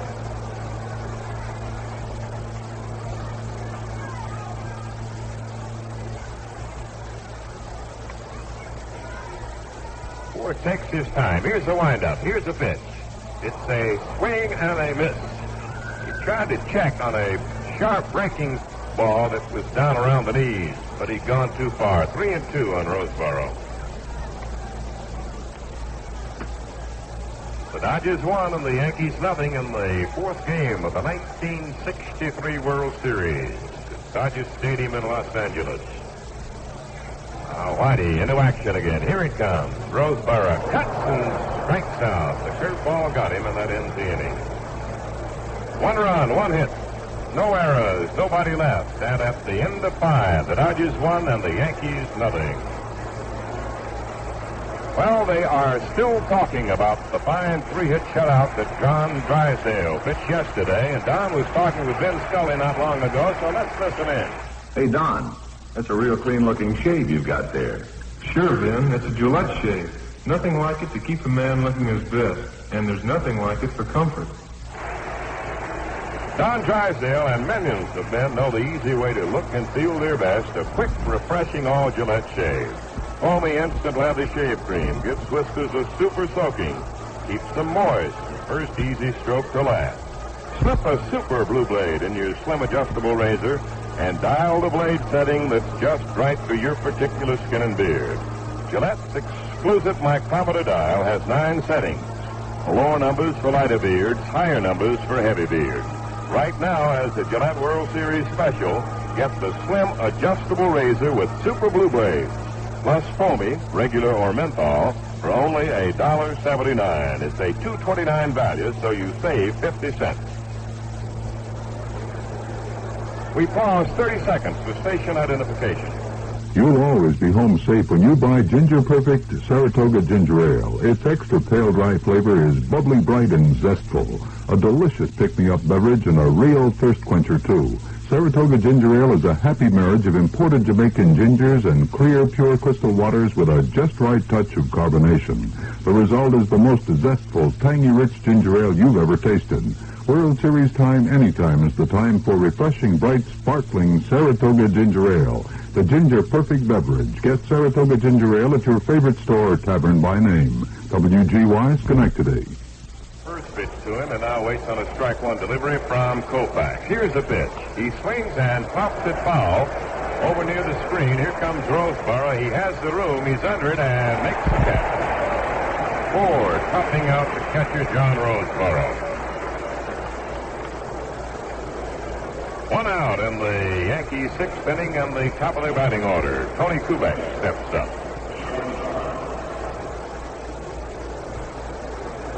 Tony struck out in the opening inning, and then he bounced right back to Koufax in the 4th. He's 0 for 2 for the afternoon. Crawford dusting off the plate. The Dodgers have 2 hits, both by Frank Howard, a single and a home run. And the Yankees have 2 hits, a double by Richardson and a single by Alston Howard. A high curve on Tony. Ball 1, the count on him.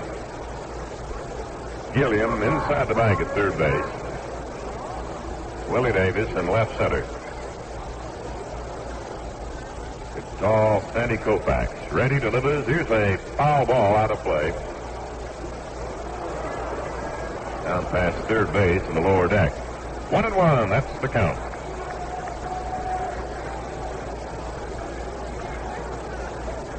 Dodgers got their run in the 5th on the home run by Frank Howard.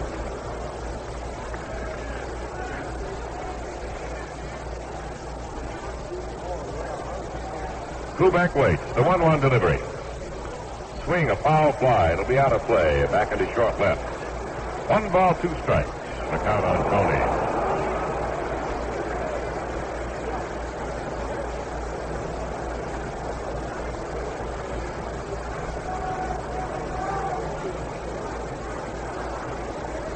He spreads out a little bit up there at the plate. Benavides waiting. Here it comes. A curve that's tapped foul.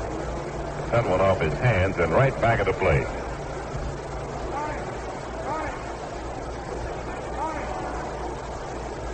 One ball, 2 strike count, 1 out and nobody on. The Yankees are at bat in the 6th inning. And the Dodgers lead 1-0. In the 4th game of the 1963 World Series.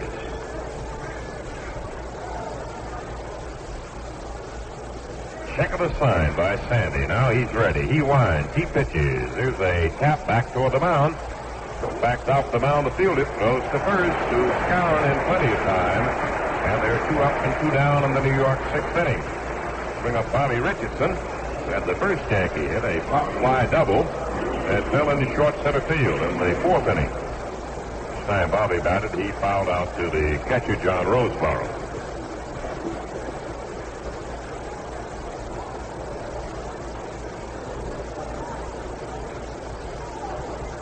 Here's the windup by Koufax. He pitches. There's a fly ball down the right field line. Maybe foul. Skowron. Trzaskowski are chasing it, and Skowron can't get to it. He reached out, but he just missed it with his outstretched glove. You know, Ernie, this background here will help Koufax. Not that he needs any help, but he comes directly overhanded, and that green backdrop really doesn't give the hitters too much help because he's above that when he delivers it. Remember this year earlier when he was pitching in Milwaukee, they had the eclipse, and I remember Gene Oliver saying that's all Koufax needs is for the lights to go out, you know. Even the moon goes out for him. Here's Bobby batting now with a strike 1 count on him.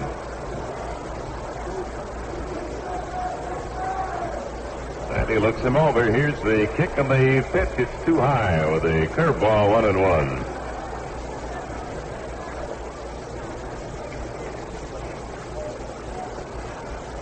Right-hand batter waiting.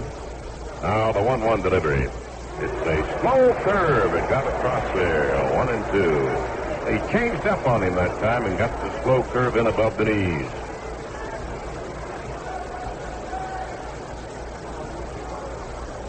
Koufax ready. He pitches. Here's a tap foul down toward third base. You know what the feeling is, Ernie, when a fella can throw that hard and they change his speed? You can feel the give in your shoestrings as your body starts to leave the shoes.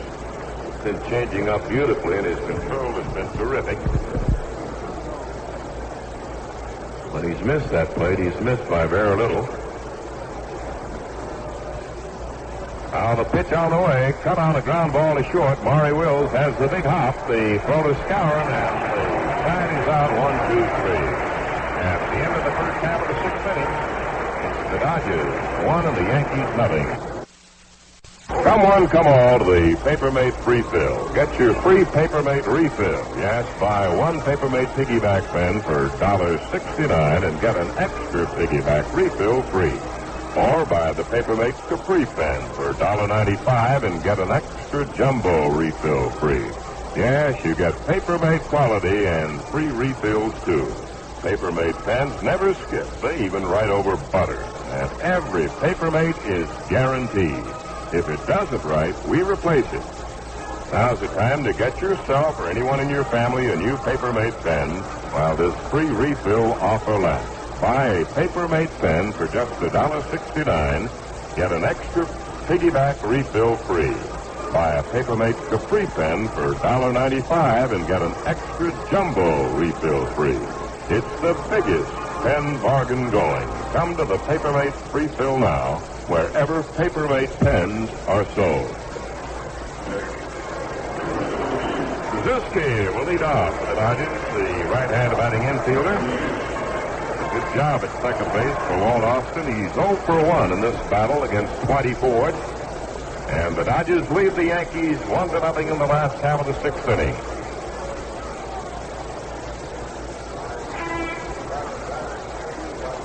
A little left-hander. Ford gets his sign, started to go to work, then stopped. Now he's ready. He pitches. And it's a strike and above the knee. Suzuki. Both the Dodger hits belong to Frank Howard, and one of those a home run.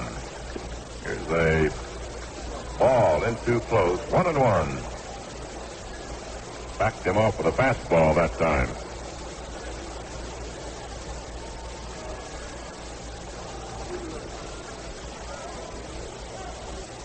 Wind up by Whitey. He delivers. There's a ball in too close, 2-1 the count. Whitey's first World Series experience back in 1950 when he pitched against the Phillies.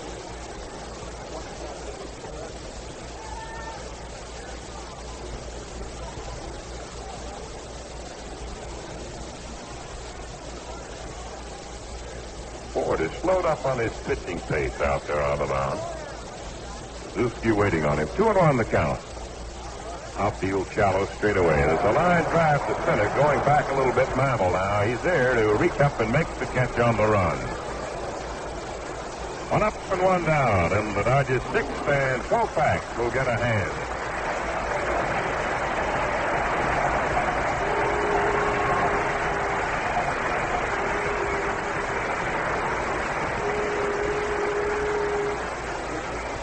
Brooklyn, Sandy Koufax. He now lives in Studio City, California.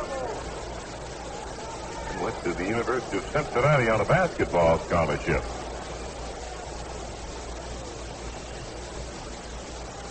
Ford delivers. It's a ball down low, ball 1. Outfield almost straight away, not deep, the infield back.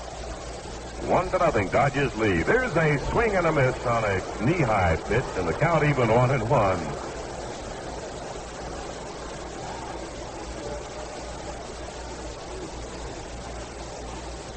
Maury Wills waiting out on deck for Los Angeles.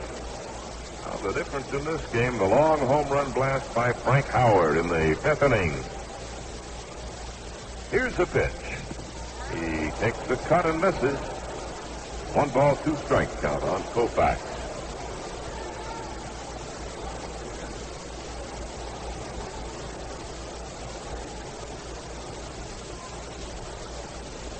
Ford off that mound a little bit, rubs up the ball. Now tugs his cap. Looking into Alston Howard. Here's the windup. He pitches. Strike called. He hit the outside corner with a fastball.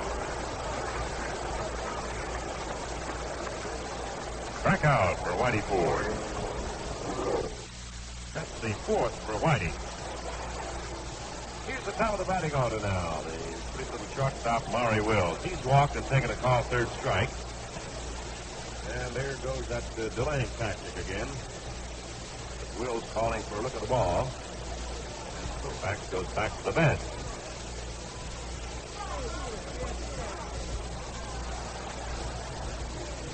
Switch hitter batting right-handed against Whitey Ford. He was 8 years in the minors before the Dodgers brought him up to their Major League club to stay. There's a chopped ground to hit to Richardson. He has it. The toss up to Peppertone for the easy out, and that's all in the Dodgers 6th. Nothing across. At the end of 6, Dodgers 1, Yankees nothing. Well, fans don't miss out on the 1963 Gillette World Series special that saves you 50 cents. You get the streamlined Gillette Slim Adjustable Razor with the exclusive micrometer blade setting dial. That's 9 settings to choose from, and one is just right for you. And you get a 79-cent can of Gillette Foamy Instant Lather Shave Cream, regular or menthol. It adds up to a $2.29 value. Yours now for only $1.79. The Gillette World Series Special, Slim Adjustable Razor with Super Blue Blades, plus extra rich foamy for $1.79, and you save 50 cents.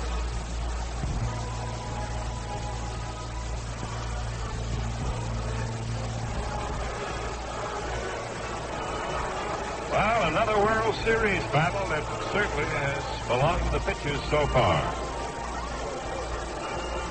In fact, the pitchers have dominated this entire series. And right now, Sandy Koufax outdueling Whitey Ford 1-0. The New York Yankees coming to bat in their half of the 7th inning against Sandy. The home run by Frank Howard in the 5th inning. The difference in this battle. Here's Trash, switch hitter, batting right-handed. He's 0 for 2 today. Takes a curveball down low. Scooped out of the dirt by Roseboro, the Dodger catcher.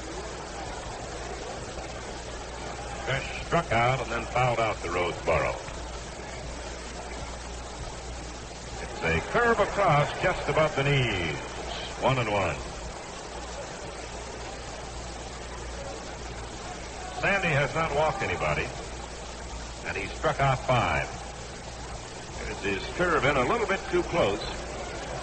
Trash looked a little tempted on that one, but he didn't go for it. 2-1 the count on Tom.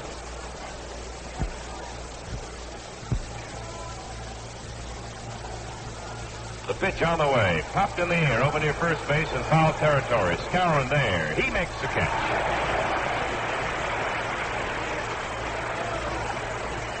The last 7 batters have gone down in order now against Sandy Koufax, following the leadoff single by Howard in the 5th inning. Here's Mickey Mantle. The Yankee slugger has fly to right and bounced to short. The pitch on the way. He swings. There's a fly ball to deep left. It may be. It's out of here. A home run by Mickey Mantle to tie the game at 1-1.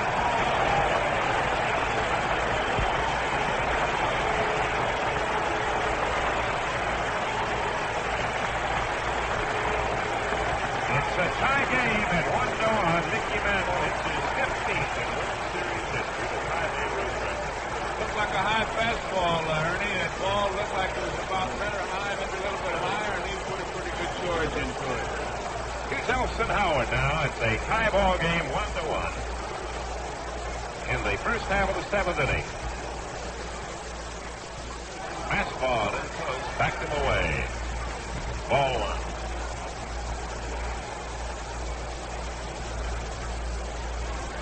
It's the third hit off Koufax for the Yankees. It's a ground foul ball hit over toward the Dodger bench. 1-1 the count.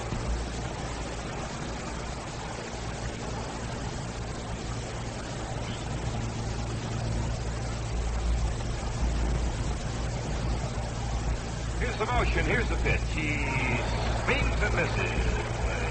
A tight fastball fooled him that time. The two home runs a little bit different. Howard was a long, high fly ball nearer the line. Mantle was more of a line drive and hit more up the left center field alley.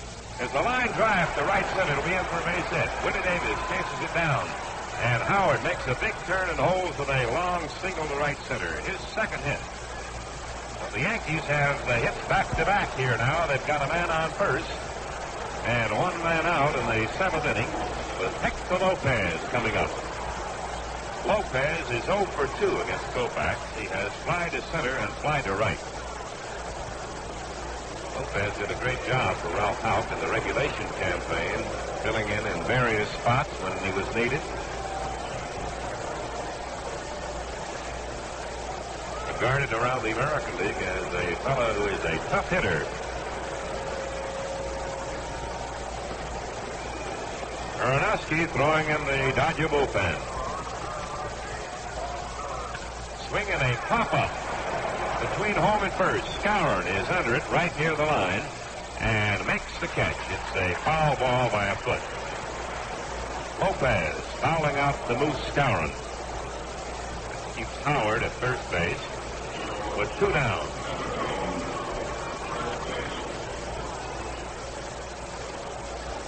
Here's Joe Pepitone. Joe has struck out twice. It's his left-hander, Koufax.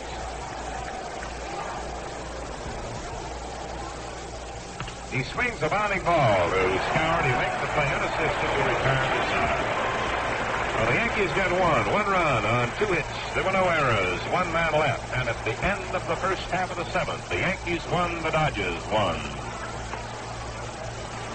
Well, the story of the World Series has been pitching, and one of the best has been Johnny Podres. The other day we asked Johnny, have you tried the new Gillette stainless blade? Here is his tape-recorded answer. I certainly have. And right from the start, that Gillette stainless was everything I expected. And more. They really stand up, too. I'd hate to start to count the number of easy shaves I got with my first blade. When a man takes his first stroke with a new Gillette stainless, he knows that shaving will be quicker, smoother, and lots easier for him from then on. And here's why. On stainless steel, on any steel, it's the edge that counts. And Gillette's edges are the world's sharpest and easiest shaving. You get clean, fast shaves, and more of them per blade. Here's superb shaving satisfaction that continues blade after blade and dispenser after dispenser. Because each mirror-finished edge is an exact duplicate of the next. Now that's unmatched uniformity. A 6-blade dispenser of the incomparable Gillette stainless blades is 89 cents, the lowest price per blade.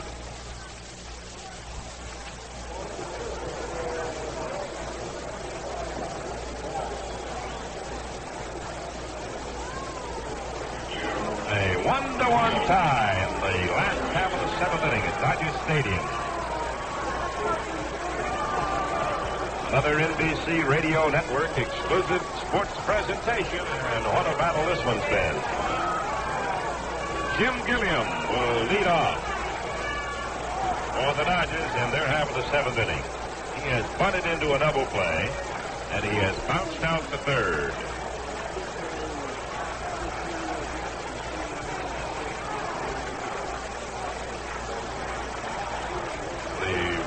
Of World Series pitchers, the veteran Whitey Ford on the mound for New York. And the pitch is a strike call. He got a fastball in above the knees. All right, Jim Baby. Lead it off. That's Ford delivers. Watch out. That ball almost hit him. He ducked away. 1-1, breaking in right at the peak.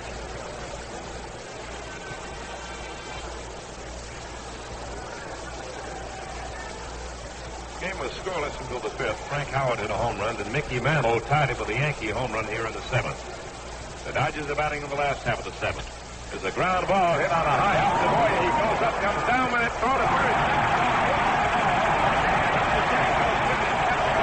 The ball to the barrier. Gilliam is headed for third. Pepitone running the ball back into the infield. Gilliam on third.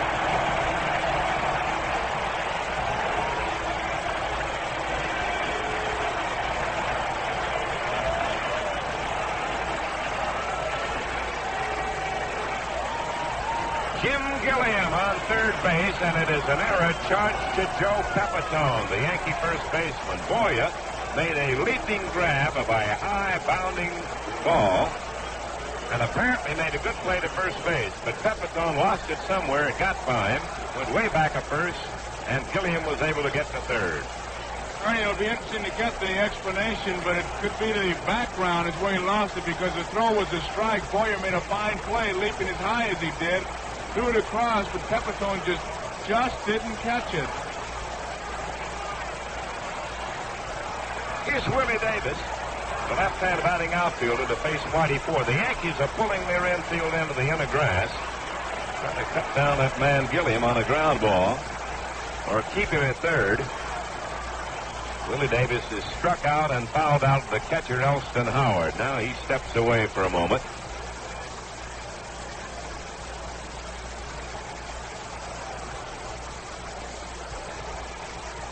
The windup by Whitey. Here's the pitch. Davis cuts. There's a fly ball into fairly deep right center. Mantle is going over. He's under it. Makes the catch. Tagged by Gilliam. He's coming home. Here's a throw. Not in time. The Dodgers lead 2-1.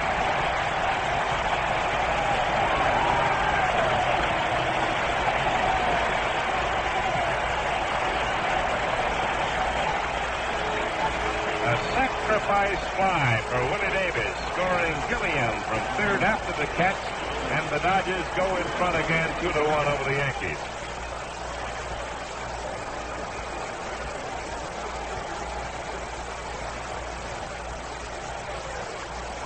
The error by Pepitone, the first one the Yankees had made in the series, but a costly one. Here's Tommy Davis, 0 for 2. The right-hand batter takes the ball, low and in close, from the left-hander Whitey Ford.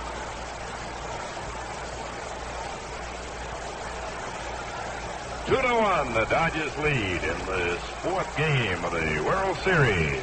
Another NBC Radio Network exclusive sports presentation from Dodger Stadium in Los Angeles. The windup, the pitch on the way. He looks at the strike on the inside corner, 1-1 on Tommy.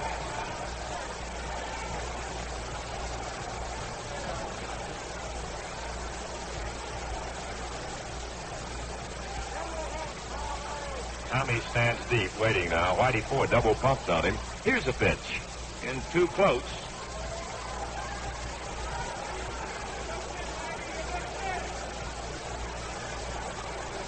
2-1 the count. One man out.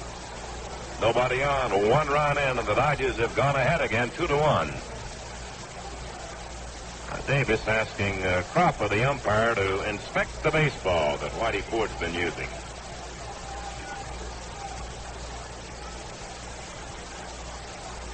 Tommy almost signed with the Yankees, but scout Al Campanis talked him out of it at the last moment and got him for the Dodgers. There's a ball down low and in close, and it's a 3-1 count on Tommy Davis. Breaking stuff, breaking down in the dirt and toward the inside on Tommy. The Dodgers have 2 runs on 2 hits. The Yankees have 1 run on 4 hits.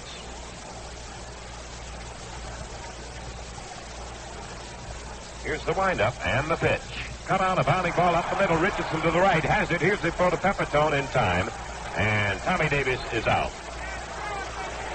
Ran out from under his cap as he crossed first base. Here's a hand for Frank Howard.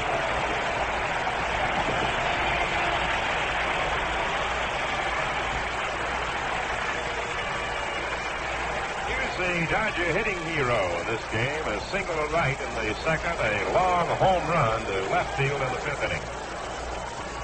2 for 2 for Frank Howard. Interesting now to see what pitching pattern Whitey Ford gives him. The windup, the pitch. It's a fastball down low and inside. The first offering to Big Frank. Ball on the count on him. The Dodgers 2, the Yankees 1.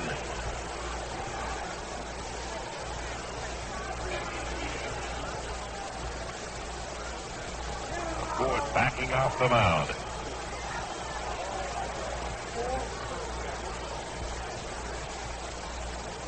Outfield way back. You can count on that. Here's a pitch. It's a ball outside. It's a dangerous big guy, Ernie. You can pull him on one pitch, but he's still got that bat back. He can hit that ball a long ways. Half fool. I've been getting him on a slow curveball, but he hit one today, boy, a mile. So far this time, Whitey's given him 2 fastballs, one low inside, one low outside. See, he's one of those guys from the pitcher's mound. You kind of hope he gets a long-distance call and may have to leave the batter's box. That's right. You can just hold on to the ball. Yeah, just hold on. Don't want to do nothing. May change his mind and go home.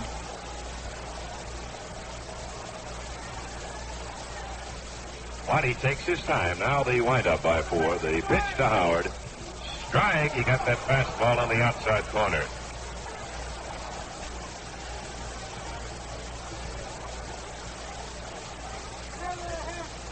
Throws that ball at that spot all day long. Won't be hit too much. Just on the outside corner above the knees. Now the 2-1 delivery. Here it comes. It's a ball up too high. 3-1 on Frank Howard. Now this big guy from Ohio State. Rookie of the year in 1960. To work on a street gang in the summertime with the pick and the shovel, and you can tell it, boy, he's muscular. 3-1 the count on him. Dodgers ahead of the Yankees, 2-1 in the 7th inning. Now the windup by Whitey Ford. Here it comes. He swings and misses. He took a big ripple on that one. 3-2 the count on him. Well, everybody in the ballpark knew he was going to take his cut. He hit 3-0 in the 2nd inning and had a base hit. Cooper Dett's got the great line. He says Howard belongs in another league, a higher one. I mean, he came down. 3-2 the count on him.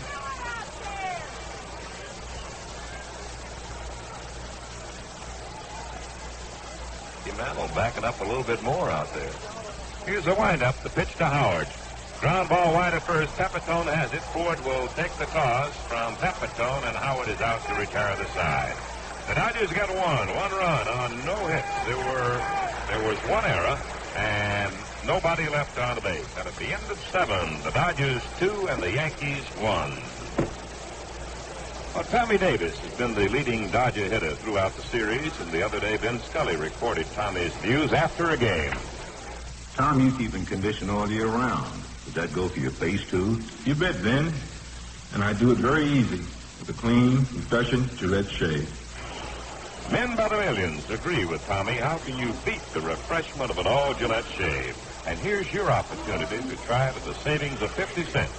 Gillette's World Series special, you get the slim adjustable razor with super blue blades, plus foamy instant lather shave cream, a $2.29 value for only $1.79. See how foamy super soaks your whiskers. Keeps them that way from first easy stroke to last. And what easy shaves you get with a slim adjustable razor. It has Gillette's exclusive blade setting dial on the handle. You choose a number from 1 to 9 that suits your combination of skin and beard exactly. Remember the slim adjustable razor with super blue blades plus foamy regular or menthol. Yours right now for only $1.79 as a Gillette World Series special. You save 50 cents.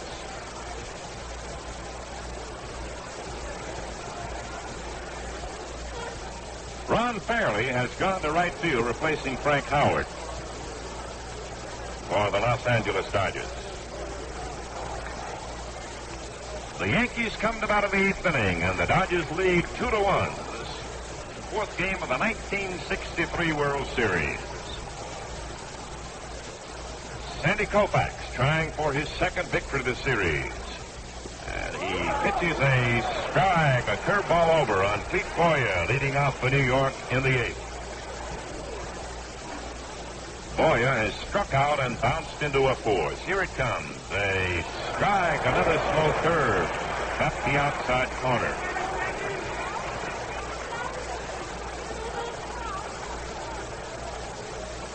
Outfield a little bit to left on Clete Boyer, the boy from Missouri. He takes a ball down low. 1-2 the count on Clete. Clete got his start with Kansas City, then came to the Yankees in 1959. Been with them ever since. He waits. Here it comes. Swinging a foul ball out of play. Back into the dirt. 1 ball, 2 strike count. The Dodgers, 2 runs, 2 hits. No errors. The Yankees, 1 run, 4 hits. They've made 1 error.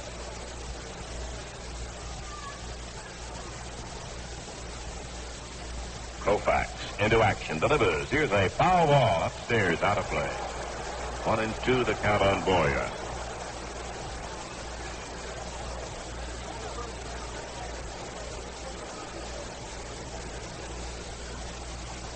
Cletus lives in Webb City, Missouri, and hails from that famous ball-playing Boyer family. Ken, Floyd, and others. There's a ball up high, a fastball way up high. 2-2 the count on him.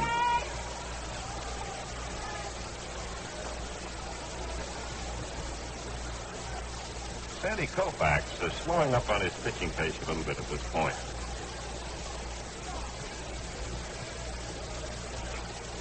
Sandy's 9th year in organized baseball, all of them with this same club. Here's a pitch. Swing and a miss. He struck him out.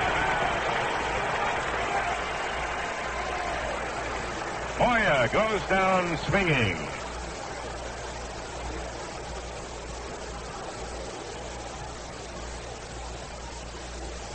Well, we'll have a pinch hitter now. Bill Lenz is coming in to bat for Whitey Ford.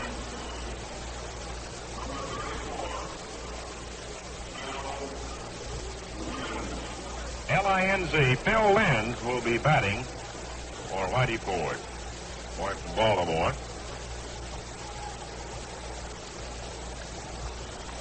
And a very valuable utility man for the Yankees this season. Right-handed batter to face Koufax. Here's the pitch. It's a curve in too close. Ball 1, the count on Lenz. 1 out, nobody on. The Yankees have batted in the 8th inning. The Dodgers lead them 2-1. The windup, the pitch. He swings and misses. Took a big cut of that one, 1-1.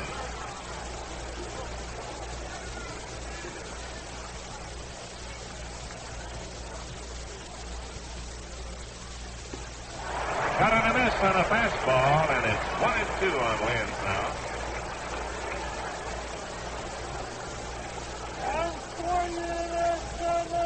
NBC Radio beaming this one to you from Dodger Stadium in Los Angeles.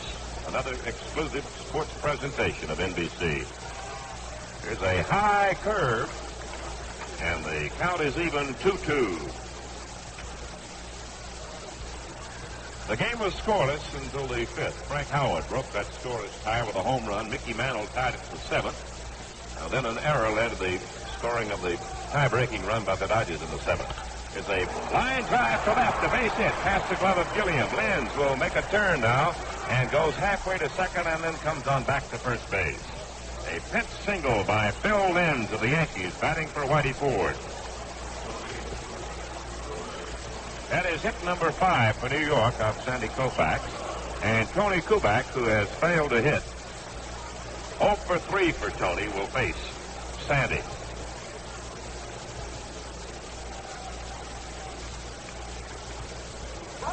Man on first. 1 away. Gilliam is in a little close at third base, but he's also got the Goddard line down there. Now the set by Sandy. The pitch to Kubek. Swung on as a foul ball out of play in a liner over third base. Didn't quite get the good wood on that one. Dodgers have 2 runs on 2 hits. The Yankees have 1 run, 5 hits, and 1 error. Center fielder Willie Davis pulled over to left center. Well, the big gap is between center field and the right fielder, Ron Perranoski. Set by Sandy Koufax. The left-handed pitches. Koufax swings a bounding ball to second base. Suzuki makes the tag. Throw to first. Double play.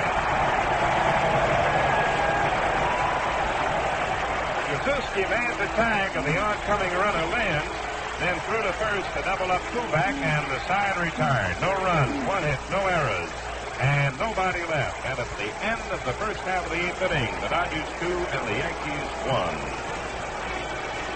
Well, Alston Howard leads the Yankee hitting attack with 2 hits off Koufax. And Mel Allen recorded him the other day in the clubhouse while he was shaving. Listen. By the way, Ellie, have you tried the new Gillette stainless blade? I got one in my razor now, Mel, and I've been getting the slickest shaves of my life with it all week. Talk about comfort, there's nothing like it. One man asks another, have you tried the new Gillette stainless blade? One man tells another, there's just nothing like them. Because on stainless steel, on any steel, it's the edge that counts. And true Gillette edges are the sharpest, easiest shaving in the world. You'll realize from your first stroke, your first shave, Gillette has given a brand new meaning to the phrase shaving comfort. Quick, clean shaves, refreshing shaves, and more of them per blade. And uniform, each blade is alike, each equally smooth shaving, an achievement unmatched by other makers' blades. A dispenser of 6 incomparable Gillette stainless blades costs just 89 cents, the lowest price per blade. We pause 30 seconds for station identification. When you take a between-innings break while listening to the World Series, try a tall, ice-cold glass of Saratoga Vichy with a twist of lemon. It's the most satisfying, thirst-quenching drink known to man. The ladies will love it, too, because there's not a single calorie in Saratoga Vichy, just tangy, lively-tasting refreshment. Saratoga Vichy's extra dry taste and long-lasting carbonation make it the perfect mixer for your favorite spirits, too. Build yourself a long, tall drink now with sparkling Saratoga Vichy and ice. Then sit back and enjoy the World Series. Man, that's living. Always get Saratoga Vichy, the world's perfect mixer, at your store. Look for the bright yellow label.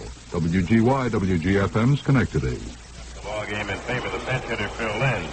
And Skowron of the Dodgers will be the first man to face him in the Los Angeles 8th inning. Rennick, the boy from Ontario, California, was born in Warren, Ohio. And with the Yankees this year, won 4 and lost 3. This will be his 3rd appearance in the series. No won and lost record in series competition this year for Hal Rennick. Skowron takes a pass ball up high, ball 1. The Dodgers lead in this close one, 2-1. They're at about in the 8th inning. The Dodgers trying to sweep this 1963 World Series in 4th straight. Now the pitch. Swung on. There's a fly ball to left field deep. Going back is Tresh on the warning track waiting. Makes the catch. Skowron flies deep to left fielder Tom Tresh, and there's one down. Bring up John Roseborough. Roseborough has bounced out. First the pitcher who covered. He has struck out. Well, Ford pitched a good, solid game. He went 7 innings. He gave up 2 runs on 2 hits, walked 1, and struck out 4.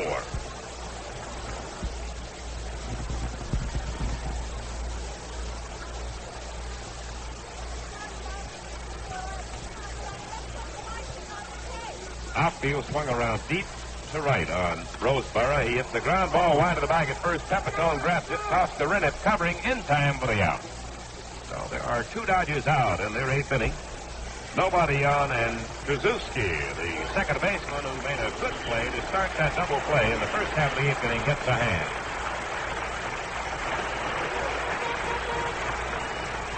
With 1 on and 1 out of the 8th, Koufax hit the ball to Suzuki, and he tagged the runner, Lenz, coming down the line, and then was able to throw out the bat of Koufax.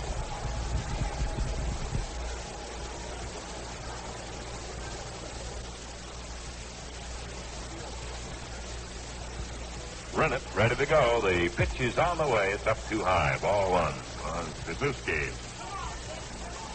A bounce out to shortstop and a fly out to center field, representing his efforts at the plate in this game. Here's the windup. The pitch on the way. It's a ball down low. 2-0 the count.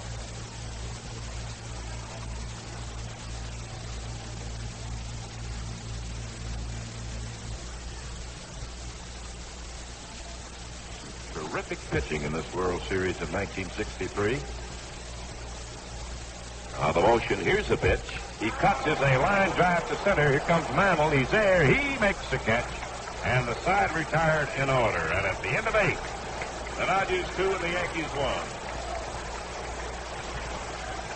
Sandy Koufax has been the big guy for the Dodgers in the series so far, and he goes to the mound in the 9th inning to see what he can do. Sandy is a handsome guy. He's always well-groomed. He's been an all-Gillette man since he started shaving. And Sandy says you just can't touch a Gillette shave. For speed and comfort, there's nothing like it. Right now, you can get everything you need for clean, refreshing all-Gillette shaves and save 50 cents, too. It's the Gillette World Series Special, which includes the Gillette Slim Adjustable Razor, Super Blue Blades, plus foamy Instant Lather Shave Cream, regular or menthol. It's a $2.29 value for only $1.79. And what a shave you get with the Slim Adjustable. It's the razor with the exclusive 9-position micrometer dial. You select the blade setting that's just right for your skin and beard. And count on Gillette Foamy to super soak your beard from first easy stroke to last. Get the works as a Gillette World Series Special. Slim Adjustable Razor, Super Blue Blades, and Foamy for only $1.79. You save 50 cents.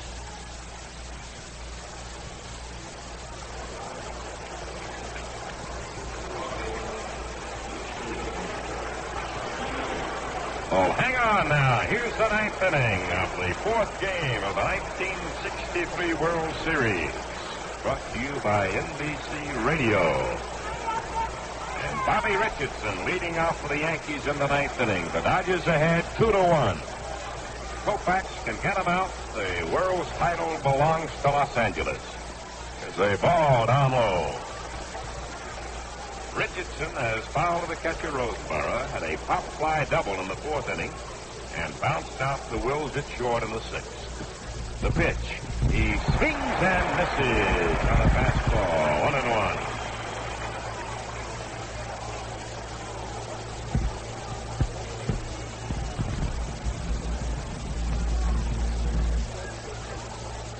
1-1. A windup. The pitch. It's up too high. 2-1.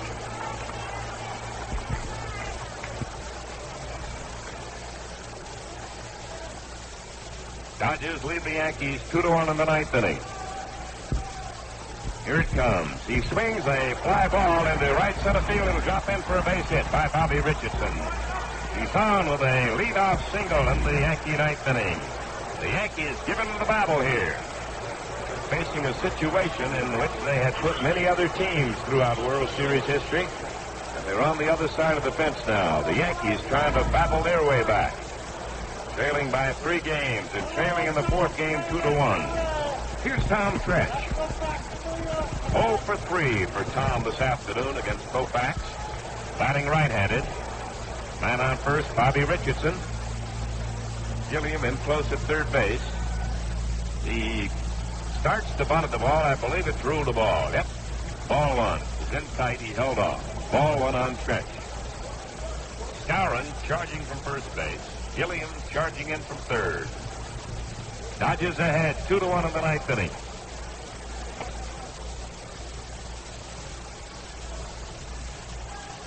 Set by the Dodger left-hander. Now the pitch. He swings and misses. Well, they didn't have the bunt sign on that time. He took his full cut.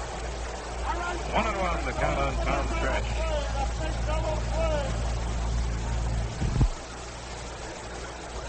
Central tying run at first base, and Bobby Richardson here in the Yankee 9th inning. Nobody out. Koufax checking his sign with Roseborough. Now sets, now pitches. There's a bunt attempt. It's the foul ball back at the plate. 1 ball and 2 strikes.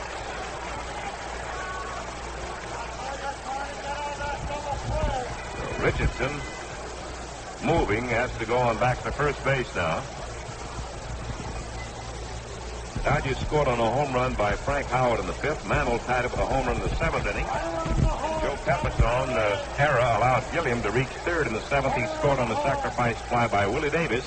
That's the story so far. 2-1. Dodgers lead in the 9th inning. The pitch.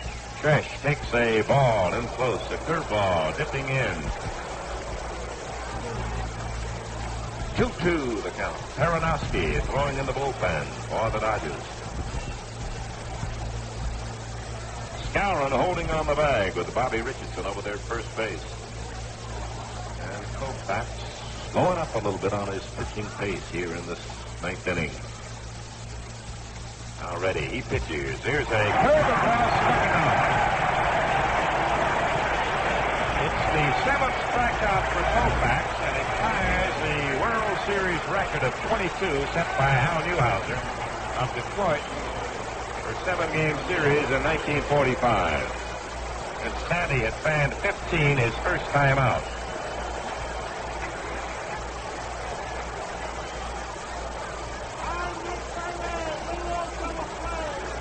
Right now, though, Sandy is thinking about the man at the plate, Mickey Mantle. With 1 on and 1 out. The Dodgers lead by 1 run, 2-1. Mantle fouls it off on the screen. Strike 1 on Mickey. Roseboro trotting out to talk with his pitcher. Mantle fly to right in the 2nd. He bounced to short in the 4th, and then hit a home run in the 7th.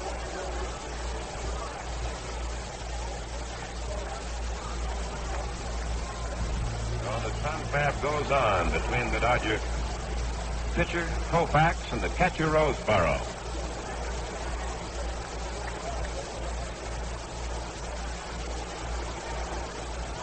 Richardson trying to get a little bit of an edge off of first base. Now the set. And the throw goes over to first to keep him honest over that way. Dodgers lead the Yanks 2-1, 9th inning, 1 on and 1 out. Mantle the batter. Outfield deep to left. He swings and misses. Strike 2.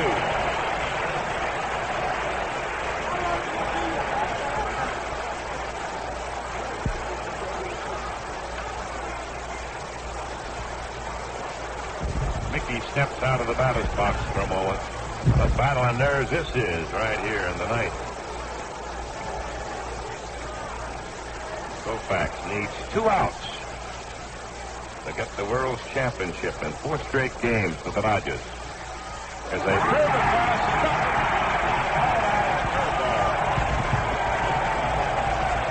and this big crowd, a standing ovation for Koufax for setting the new World Series strikeout record.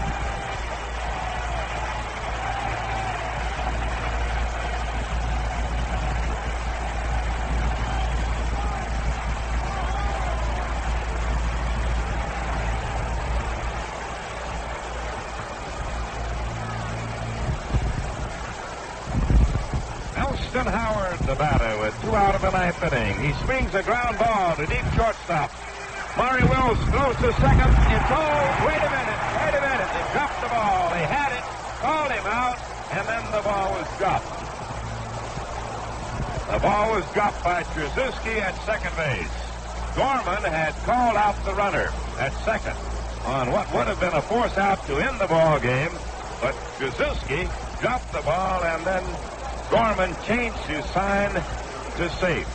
It'll be an error charged to Trzaskowski here in the 9th inning to keep the Yankees alive. Howard is safe at first base. Bobby Richardson is safe at second. And now it's all between Koufax and Hector Lopez. An error charged to Trzaskowski, the second baseman, for dropping the throw from Maury Wills, the shortstop, on the 4th play. It's a tap back past the mound to Maury Wills. He grabs it, throw to first. It's all over the Dodgers winning. The Dodgers, in the 9th inning, no runs for the Yankees on 1 hit, 1 error, and 2 runners are left on base. And the final score, the Dodgers 2 and the Yankees 1.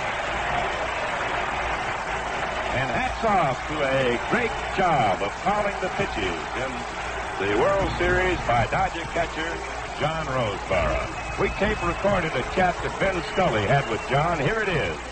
Tell me, John, have you tried the new Gillette stainless blade? You bet I have, Ben. And I still find it hard to believe any blade could give you such a comfortable shave. So many of them, too. The Gillette stainless is really tops. That, in effect, is what men are saying about the new Gillette stainless blade. Because on any steel, it's the edge that counts. And Gillette has the sharpest, easiest shaving edges in the world. One blade will prove to you what these superb mirror finish edges on long-lasting stainless steel can mean in comfort and convenience. The first shave, smooth, easy, almost beyond belief, with more just like it in every blade. But beyond that, blade after blade, you'll find unequal uniformity. Get the dispenser of 6 incomparable Gillette stainless blades for 89 cents, the lowest price per blade. Well, the Los Angeles Dodgers are the world's champions of baseball as they have swept the 1963 World Series in 4 straight games. In the final game, the Dodgers had 2 runs on 2 hits and 1 error. The Yankees had 1 run on 6 hits, and they made 1 error. An error by Joe Pepitone, allowing Gilliam to reach third base, leading off in the 7th inning, was the big play of the ball game. Gilliam was able to score on a sacrifice fly off the bat of Willie Davis. The earlier scoring had seen Frank Howard hit a home run for the Dodgers' first score in the 5th inning of starter Whitey Ford, and then Mickey Mantle had tied it in the 7th for New York with his 15th home run in World Series history. And with the game tied 1-1, Gilliam hit a bounding ball to Boyer at third base, who threw to Pepitone. The ball got by Joe, and by the time he chased it down, Gilliam reached third. Then he scored when the next batter, Davis, lifted a fly ball to center fielder Mickey Mantle. Gilliam coming across after the catch, and that was the winning run of the World Series. Now to Ben Scully in the Dodger locker room. Scully and some of the victorious Dodgers. Take over, Ben. Dodger Stadium is 2 years old, and today the Dodgers did something that has never happened in history. They won 4 in a row from the New York Yankees. Sandy, you're sipping champagne, and the first thing, of course, to ask you is, how in the world did you decide to slow curveballs to Mantle with the count 0-2? I just felt like it. I don't know why, Benny. John called it, and he put down 2 for the curveball, and after he put it down, I saw him wiggle it a little. I said, change curve? I said, okay, Gabby. Well, now, he hit a fastball high and away for a home run, and yet you gave him 2. No, it was down low. It was about belt high. I thought in the middle of the plate, I tried to get it in, and I cut it out over the blade a little bit, and he hit it good. Boy, he hit it a ton. The commissioner of baseball, Ford Frank. Congratulations. That was a terrific exhibition. Sandy, 1 minute you thought you had it won on the play at second. Krasuski dropped the ball. That must have really broken your heart for that split second. Yeah, now we got a runner in scoring position, and didn't make me feel too good. And then the slow hit ball, I thought, oh, Maury, make a play somewhere. How would you compare your stuff today as in the first game? Well, I think it's just a reversal today. I thought I had a better fastball than I did in the first game, and not as good a curveball. You were more of a consistently good pitcher, though, today than you were the other day when you were brilliant for 4 innings and then had some trouble. Well, I felt a little bit more tired the last time. I had broken up my routine and hadn't pitched in a week.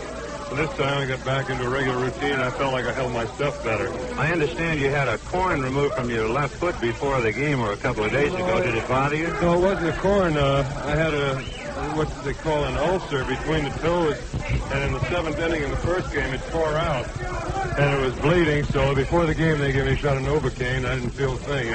Congratulations, and, of course, everybody in the baseball world thrilled over what you've done. Thank you very much, Benny. Commissioner, the World Series is 60 years old, and you really had yourself a show. In many ways, Ben, I think this was probably the greatest World Series ever played. I have never seen such consistently fine pitching. And, of course, from a National League standpoint, point, it's terrific because I guess it's the first time in all history that the Yankees have ever been taken for 4 straight games. Yes, I think that would be something remembered. And there's a big man on my right. I just saw him, Don. Again, good luck to you. Don Drysdale, his great game yesterday was a big one. Don, how did it feel watching today? Well, I'll tell you, it was just great. I got a little nervous there in that last inning with those big guys coming up, but boy, I'll tell you, Sandy was great, just great. That's really something to throw that slow curveball to Mantle 0-2. Oh, well, it was in a great spot, down low and in, and well, Mickey took it all away. Congratulations, Don. That 1-0 victory is of yours, of course, one of the big 4. Thank you very much, Vinny. Thank you. Mr. Warren Giles, the president of the National League. It was wonderful, great, wonderful. I guess in the history of the league, you couldn't have more rejoicing than the fact that they knocked off the Yankees. Congratulate Buzzy here just a minute. E.J. Bavasi, vice president of the Dodgers, you've waited a long time for this day. Very long, Vinny, very long. Great day. How did you feel about watching the ball club today? Did they play up to your expectations? Well, if they played this way all year, we'd have won by 30. I guess that sums it up, Mr. Giles. Well, I tell you, this great victory couldn't have gone to a more deserving organization. And this beautiful stadium out here, I tell you, I'm glad the people around the world could see it. It's a tremendous thing. Great for baseball. It's wonderful for the National League. Thank you, sir, very much. Mr. Giles, E.J. Bavasi, congratulations. Thank you, Vinny. Congratulations. Now we'll take a look at some of the boys who had a lot to do with the victory. And first of all, we go to the head man, number 24, Walter Alston. The name Walter Alston is now in the record books with John McGraw, but you did something even McGraw couldn't do. You whipped the Yankees 4 straight. Well, Vinny, that's great. I didn't think it, if they said we could win in 7, I would have been satisfied, but that's a great ball club over there. They got a lot of power, and they got some good pitching, and it took a lot of good playing on our fellow's part to go ahead and take 4 straight, and I'm proud of these boys from the very top. You had Perranoski and Miller available in the bullpen. Did you ever even have a thought of going out to the mound? No, I had no intention of going out. I just had him ready in case Sandy was getting a little tired. He showed no indications of getting tired, did he? Walter, congratulations. Thank you, Vinny. Bill Skowron, the Moose has come back. And Mooser, I guess this would rank with one of your big thrills. This probably the biggest thrill of my life, to play with the Dodgers. And, well, we beat the Yankees 4 in a row, and I've got a lot of close friends over there, Vince. It's a big thing for me, especially getting traded to the Dodgers. They got a wonderful organization. I love them. I just hope I'll be back with them next year. Playing first base at Dodger Stadium, that meant you were only about 50 feet from the Yankee dugout. Did the boys talk to you at all today? Yogi and I have been very close friends, and we were talking about the field and about the playing back home and stuff like that. They've been great to me, Vince. Did they holler to you on those pop flies? Yes, they did. I'll bet they did. They know I'm not too going to get the pop-up. Moose, I would think that with your 5 hits and a great series that you'll remember this one a long time. Yes, I will, Vince. Congratulations to you, Bill Skowron. Thank you. Ron Perranoski, we thought we'd see a lot of you, but you wound up just appearing briefly and only one. Well, no, lucky to get in that one. Johnny got a little tired and said to come on in, so I would have been set there the whole 4 games. I understand you had suggested they should bring your golf clubs out of the bullpen. Well, I'll have to practice chipping now. Ron, when you were watching in the bullpen, can you tell whether Koufax is good stuff or not from out there? Yeah, we can tell just about from the first inning on. When they're not fouling the ball off in that first inning, we know he's throwing real hard. And then he comes with that curveball later on, that loosens up, and he has a heck of a good time. Well, it's about time you had a day off. It's been a long and wonderful year for you. Well, then you have to get ready for next spring now. Right. Congratulations, Ron Perranoski. Well, we have the big man right back of me, Frank Howard. Frank, you hit 2 balls in the series, one for a double, 460 feet, and the other one in the second deck. Congratulations. Thank you, Vinny. I can't say enough for our ball club. I think that the guys busted themselves all year long, and I think they deserve a lot of credit, along with the Dodge organization. I don't like to blow our own horn, Vinny, but I think the personnel in the Dodge organization, front office, and playing-wise are probably as fine as there is in baseball. So I think that we deserve what we got. We worked hard for it this year, and I hope we can continue to have as much success in, future years. Frank, in the booth, it looked like you had hit an off-speed curve up and in. No, actually, I looked that way. The ball was away from me, Vinny, out over the plate, but I was looking all the way, and I went out and got it, and So, that might look like it was in on me because I went out and got it, and jerked it. Did you feel it was gone as soon as you hit it? Well, I thought I had a chance, but it was hit pretty good and right inside the left field foul line. So, it had a pretty good chance of going. That's for And it went to second deck. Congratulations, Thank you, Frank. Benny. Vice President Fresco Thompson, along with left fielder Tommy Davis. And right back, Willie Davis. Fresco, congratulations. Ben, this is terrific. I've had some great thrills with the Dodgers in 41 years. This has to be the top. You sound like did a great job. You sound like you weren't quiet. I will dabble Gertie right now, Ben. Congratulations. Tommy and Willie Davis. And first of all, Tommy, you had yourself 5 base hits in the World Series. No, you had 6 base hits going into today's game. It was a great series. Congratulations. Oh, we have great pitching, don't we, Ben? Great pitching. Remarkable. I'd like to say this, man. So I wish my mother-in-law, who passed away last week, could have been here. And I want to say to my in-laws, this is for Sissy. This is for Sister. Thank you, Tommy. Congratulations. Willie Davis, let's hear that big baritone or bass. Tell me all about it, Willie. That was quite a series. Vinny, it was. We went to New York, and we wanted to win. We really wanted to win, and we didn't want to go back to New York, so we had to pull it out today. On that ball that Richardson hit, did you lose that in the sun? Well, I saw it when he first hit it, but I was telling them that I couldn't see the ball, and actually they thought I was telling them that I could see it. But the ball got in the sun and stayed right in that path, and I couldn't see it. I couldn't get it. However, it didn't make too much difference to Koufax. He got the next 2 men. Right, I'm glad he did that. Congratulations, Willie. Thank you very much. Another Dodger pitcher, number 22, Johnny Podres. Thanks, Benny. They sure saw a great pitcher out there. They didn't say he was just great. He's just fantastic. He's the greatest I've ever seen. One thing about it, we beat the greatest Yankee club ever. Johnny, tell me, is it a bigger thrill to beat the Yankees 4 in a row, or is it a bigger thrill when you won that 55 championship? I think beating the Yankees 4 in a row is a bigger thrill to me because, to me, they're a real great ball club, and we've just got a great ball club, too. We've proven in the World Series. Stay here a minute and talk to Maury Wills. Maury, along with Dick Tracewski, why don't the double play combination interview each other? First of all, you go to the hole, backhand the ball, throw to second. The run is out. Dick drops the ball. You tell us what happened. Well, the ball didn't take a true hop, and it hit me right on the meat hand, my bare hand, and it just didn't take a true hop. I was surprised, really, when Gorman called him out, because I heard Richardson's flag before I actually went for the ball. What are you doing, throwing sinkers to your second baseman? No. Good throw. Well, actual events, I threw the ball with all 5 fingers. I didn't get a real good jump, grip on it. I couldn't take time to do that, so I just flipped it, and I think Dick made a tremendous effort to catch it, and you noticed on the other play where he dove after the ball and then went back to the bag. I thought Dick had a great series, Benny. He sure did. We're all happy. 10 years in the minor leagues and go all the way in a 4-game series. Really, really a great thrill. This is the best thing that ever happened to me. And, of course, we'll be looking forward to seeing double 4s next year, Dick. Oh, I hope so. Congratulations. Thank you, Benny. Maury, you saw some great pitching. Whitey Ford gave you a pretty bad time. Well, everybody gave me a bad time, man. I didn't show what I was capable of showing, but we won, and it's a team effort, and that's the most important thing. If you don't mind, I'd like to say hello to my kids all watching now. It's too many to call over my name, but... All right, fine, Maury. Now that you've done it... I'm very commercial now, Congratulations, Maury Wills and Dick Tracewski. Hello, Redhead. What do you say? Congratulations. Thank you very much, Benny. Johnny Roseborough said to you after catching that fly ball yesterday, don't do that again. Oh, it scared me. It scared me, I'll tell you. Congratulations, Ron. Thank you very much. Well, that about does it from this scene here at the Dodger dressing room.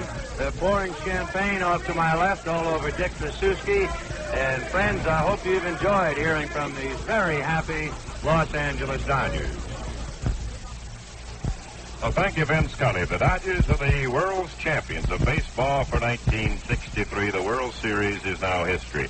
This broadcast authorized under broadcasting rights granted by the Commissioner of Baseball solely for the entertainment of our listening audience. Any publication, rebroadcast, or other use of the descriptions and accounts of this game without the express consent of the Commissioner is prohibited. Our NBC engineer today, John Podrick. Our NBC producer, Hal Ashby. The 1963 World Series is over, but don't forget that Gillette and Chrysler Corporation will also bring you the Blue-Gray football game and the 1964 Rose Bowl game exclusively over the NBC Radio Network. This has been an NBC Radio Network production.